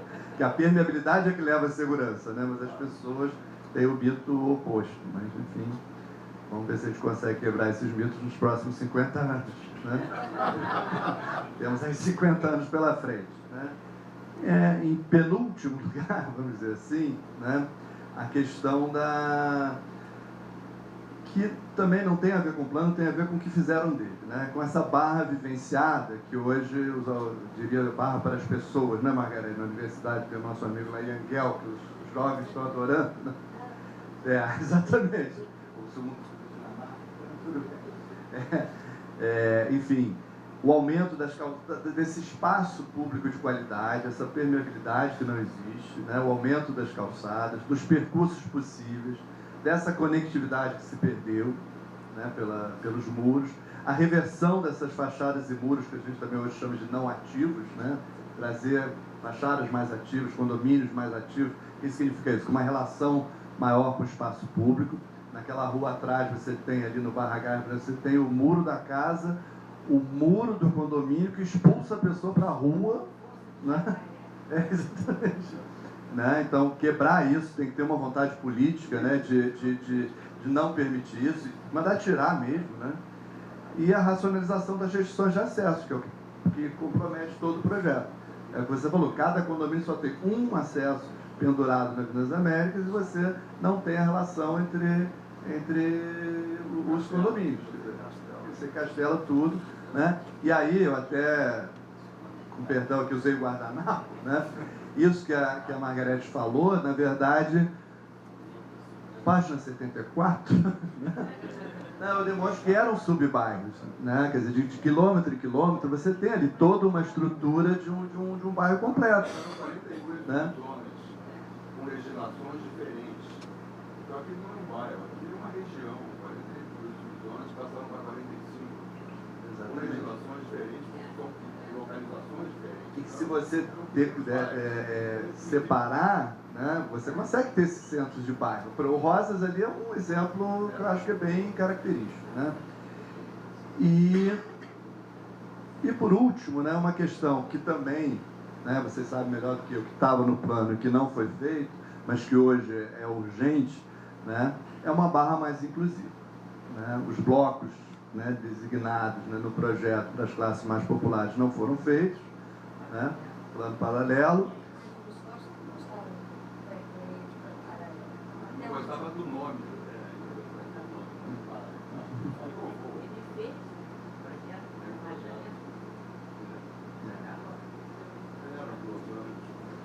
Então, e hoje, né, a gente tem propostas, Margarete pode até falar melhor do que eu, né, no mundo inteiro, em que você tenta trazer essa inclusão, né, leis que você, ao construir um prédio de classe para uma determinada classe, num determinado raio, você tem que ter para outra classe,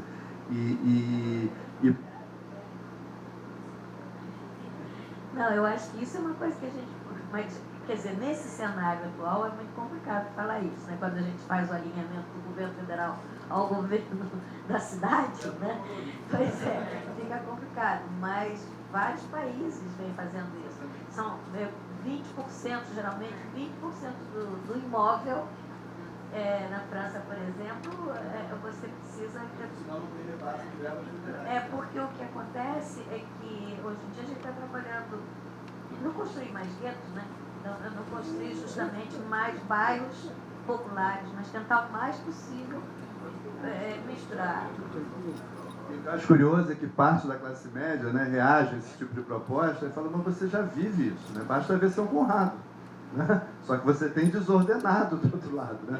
Você tá morando do lado, só que de uma maneira desordenada, né? E acabar com o que eu não lembro se eu, sinceramente, não lembro se eu falo no livro, né? Mas a Barra tem uma coisa que também não é do plano, obviamente, mas é o apartheid das lagoas, né? Quer dizer, você tem do lado de cá é um muro que é de água, na verdade, né? A parte toda do Tanhangá, do Rio das Pedras, do lado de lá da lagoa, né? E a diferença social toda ali separada pela lagoa. Não, então, mas aí são duas coisas. Por que a gente não, né? Por que não se previu esse tipo de coisa, né? É que o trabalhador teve que ocupar lá. E algumas áreas hoje favelizadas no plano estão lá como a definir, como você citou, né? A definir, a desenvolver depois. Como o poder público não foi ágil o suficiente, não definiu, alguém definiu. Alguém foi lá e definiu, né? Tem um texto muito contundente da Eliane Brum, não sei se vocês todos conhecem, né, que se chama Mãe, Onde Dormem as Pessoas Marrons.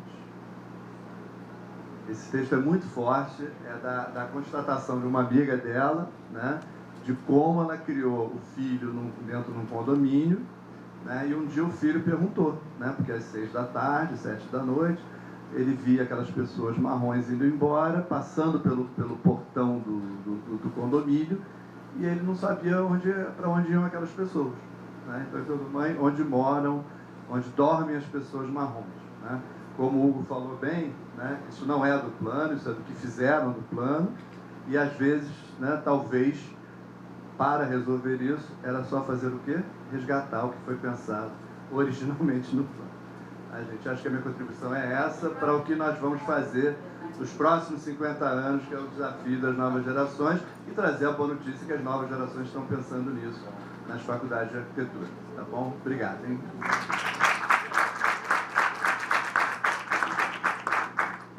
Obrigado. A gente está até levando um pouco de esperança, sabendo que as turmas de arquitetura estão pensando nisso. Oi, cara, eu estava aqui quase descendo assim. Mas a mesa foi excelente. Daqui a 50 anos, acho que nós não veremos isso, mas tudo bem, a semente está lançada. Pode ser? Quem sabe?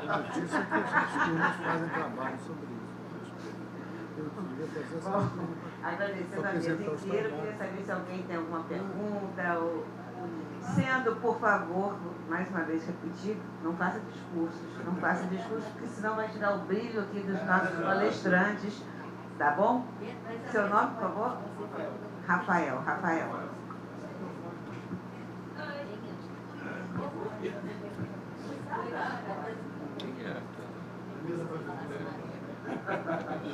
Boa noite, meu nome é Rafael Borelli, eu sou arquiteto urbanista, sou mestrando do ProURB, aluno da professora Margarete.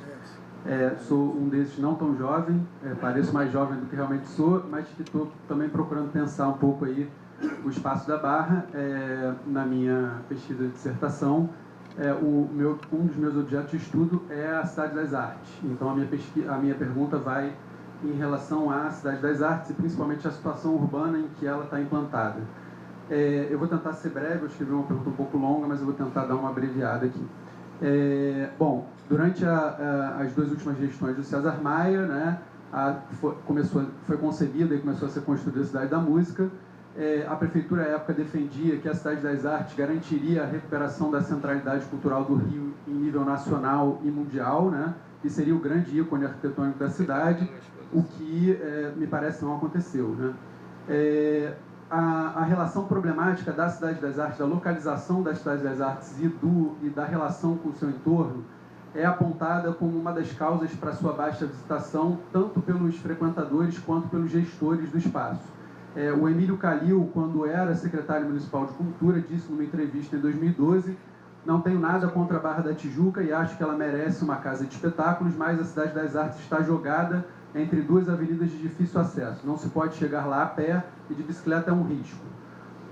Fecha aspas aí a afirmação do Emílio Calil. No livro que foi lançado em 2008 pela Prefeitura, apresentando o projeto da Cidade da Música, o Fernando Chassel explica a proposta urbanística e paisagística para o conjunto, né, que ele chamava de parque, que seria uma nova e importante proposta de lazer urbano para toda a região. Ele revela que era uma preocupação dele a integração entre os 3 equipamentos públicos vizinhos ali: o Alvorada, a Cidade da Música e o Bosque da Barra, que estava previsto desde a época do plano do Lúcio, né? Essa conexão só foi feita entre o Terminal Alvorada e a Cidade das Artes, que é o único acesso hoje para pedestres e ciclistas. Eu sou vizinho desse lugar, eu vou a pé e de bicicleta, me venho como um ET, porque eu tenho que percorrer todo o terminal rodoviário, todas as plataformas de ônibus para conseguir entrar, e a conexão com o Bosque da Barra não foi feita. Era prevista uma passagem subterrânea, que acabou não acontecendo. Hoje você tem uma separação ali de pistas e mergulhão, tal, que impedem essa conexão. Eu gostaria de saber como vocês veem a relação da Cidade das Artes, quem quiser responder, né? Como vocês veem a relação da Cidade das Artes com o bairro da Barra da Tijuca hoje, e como é que vocês veem isso para o futuro, se vocês consideram que alguma coisa poderia ser feita para melhorar essa relação com a paisagem do bairro e da inserção ali naquele ponto que é um ponto potencialmente problemático, né? Eu aproveito para estender a pergunta, talvez mais ao Hugo, que estava envolvido desde o início no plano, se o Lúcio Costa tinha algum plano de ocupação para aquela interseção do Trevo das Palmeiras, onde hoje está localizada a Cidade das Artes, e se foi ele que sugeriu e planejou a instalação do terminal de ônibus ali no início da década de 80. Eu pergunto isso porque é notável a diferença de abordagem que existe, por exemplo, se a gente compara com a plataforma rodoviária de Brasília, que foi desenhada desde o início, né, da concepção do plano e que envolveu uma sofisticada alteração de topografia, enfim. Então eu fico curioso para saber como é que foi essa decisão em relação a essa implantação na interseção. Muito obrigado.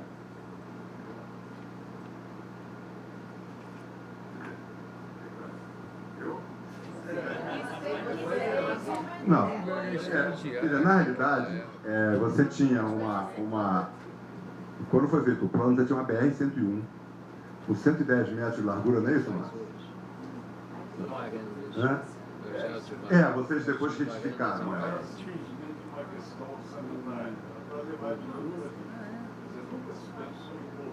Tu quer botar uma vaga na tua casa? Liga pra ele. Eu sei, mas ela oficialmente é da BR-101. Rodovia BR-101. O valor é que isso é demais.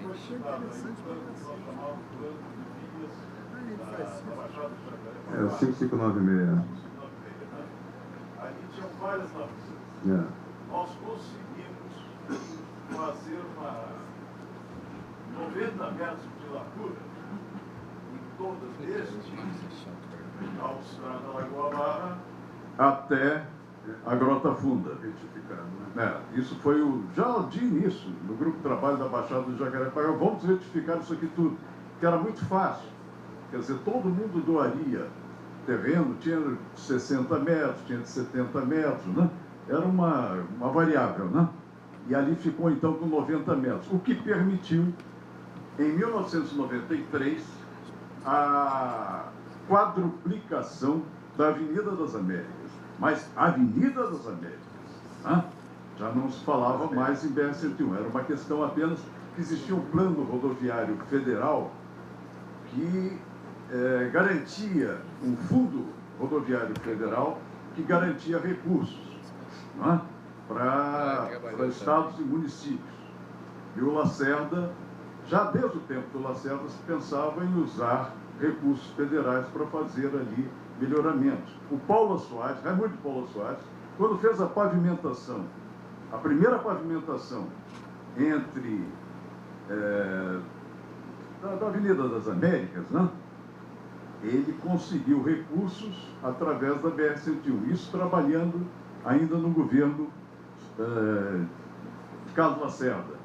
Depois, ele foi secretário já no governo do Negrão de Lima, aí é que ele pôde fazer com toda a liberdade o que ele queria, né? Inclusive, chamaram o doutor Lúcio para o nosso professor, doutor Lúcio, né? Também era chamado assim, né? Também tinha esse nome carinhoso, né? Naquela época se usava muito o termo doutor, né? Bem, mas eu concordo plenamente com o jovem arquiteto e eu gostaria de conversar muito com historiadores e geógrafos. Eu sou, no fundo, um geógrafo, porque eu fui aerofotogrametrista, quer dizer, eu era uma tecnologia de ponta dos geógrafos naquela época, né? A aerofotogrametria, essa que foi a aerofotogrametria, ainda aquelas duas, fazia aquilo ótico, mecânico, etc. Não o que a gente tem hoje. Pois bem, eu gostaria agora de conversar muito, eu estou preparando muita coisa nesse sentido. Eu tenho muitos documentos, tenho muitas aerofotos, por causa de firmas que naquela época trabalhavam, que depois acabaram, né? Hoje não existe mais nada disso. Agora hoje é Google, não sei o quê, blá, blá, blá, né? Agora, nós fizemos levantamentos muito sérios, que nós tínhamos a Cruzeiro do Sul, aqui no Rio de Janeiro, nós tínhamos todo o plano, nós fizemos até um deslocamento de meridiano, aí é coisa muito técnica, não vale a pena a gente falar aqui agora, mas vale a pena na UFRJ a gente falar sobre isso. Eu sou da escola, aliás, nós dois aqui, estudamos engenharia, ali na Nacional de Engenharia, do Largo de São Francisco, né? Então, a gente pode levar muita coisa que hoje não é mais nem lembrado. Por exemplo, Doxides. Existem alguns documentos que comprovem que aquilo ali teve alguma influência do Doxides? Eu diria que na Baixada de Jacarepaguá, não.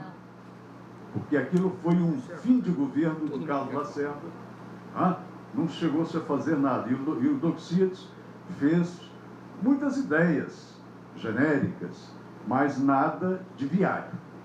Então, quando se fala, é fake. Eu posso comprovar isso. O próprio plano, nos seus 4 volumes, diz isso com muita facilidade. E é preciso a gente dizer isso para não sairmos repetindo sobre Doxides, né? Em termos de plano, de viário para a Baixada de Jacarepaguá. Agora, foi um grande pecado do César Maia. Foi aquela localização.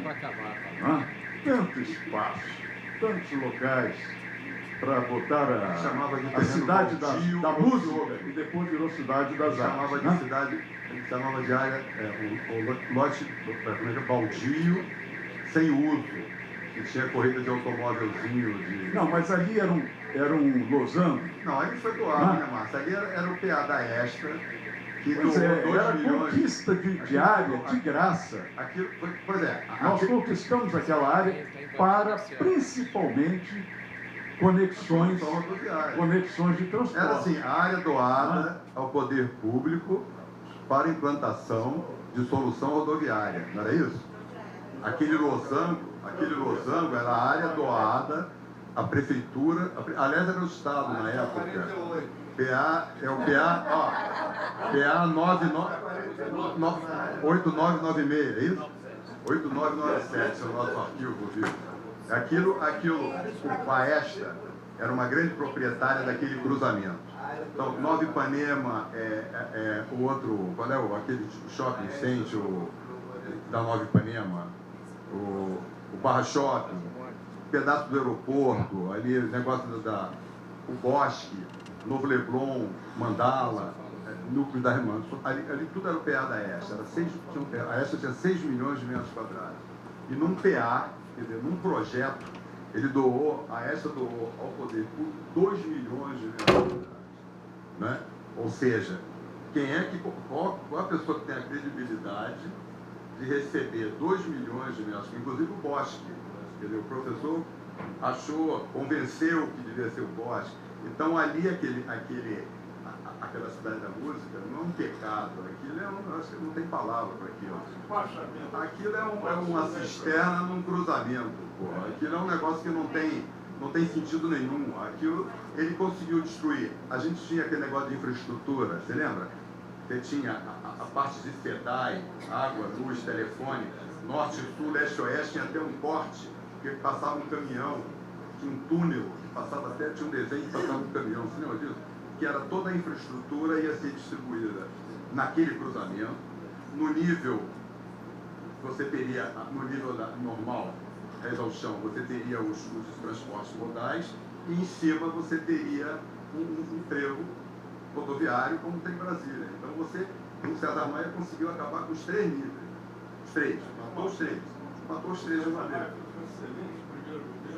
E aí eu cheguei a escrever muito no César Maia, mandava, até uma vez eu brinquei, imagina no final do aterro, você tira o trevo, bota o MAN ali no lugar do trevo, faz todo mundo fazendo voltinha no MAN para chegar lá no aeroporto.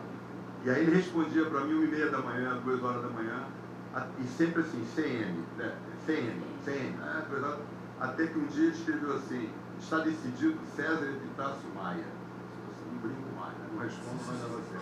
E aí ele fez aquilo num negócio que estava orçado em 80 milhões e acabou com 640 milhões. Não é isso? E aí ele deu o nome de Roberto Marinho. E a Globo ficou durante anos sem poder criticar, porque era uma homenagem ao Roberto Marinho. Até que um dia um repórter do Globo chegou para mim e disse, olha, a gente vai cair de pau agora porque os filhos do Roberto Marinho vão declinar da homenagem. No dia que declinou, no dia seguinte saiu no Globo, a primeira página, dizendo quanto custou aquilo tudo. Quer dizer, porque os filhos do Roberto Marinho falaram declinar, dizendo assim, é difícil você ter um nome de um jornal, de uma empresa, que o outro pode usar, né?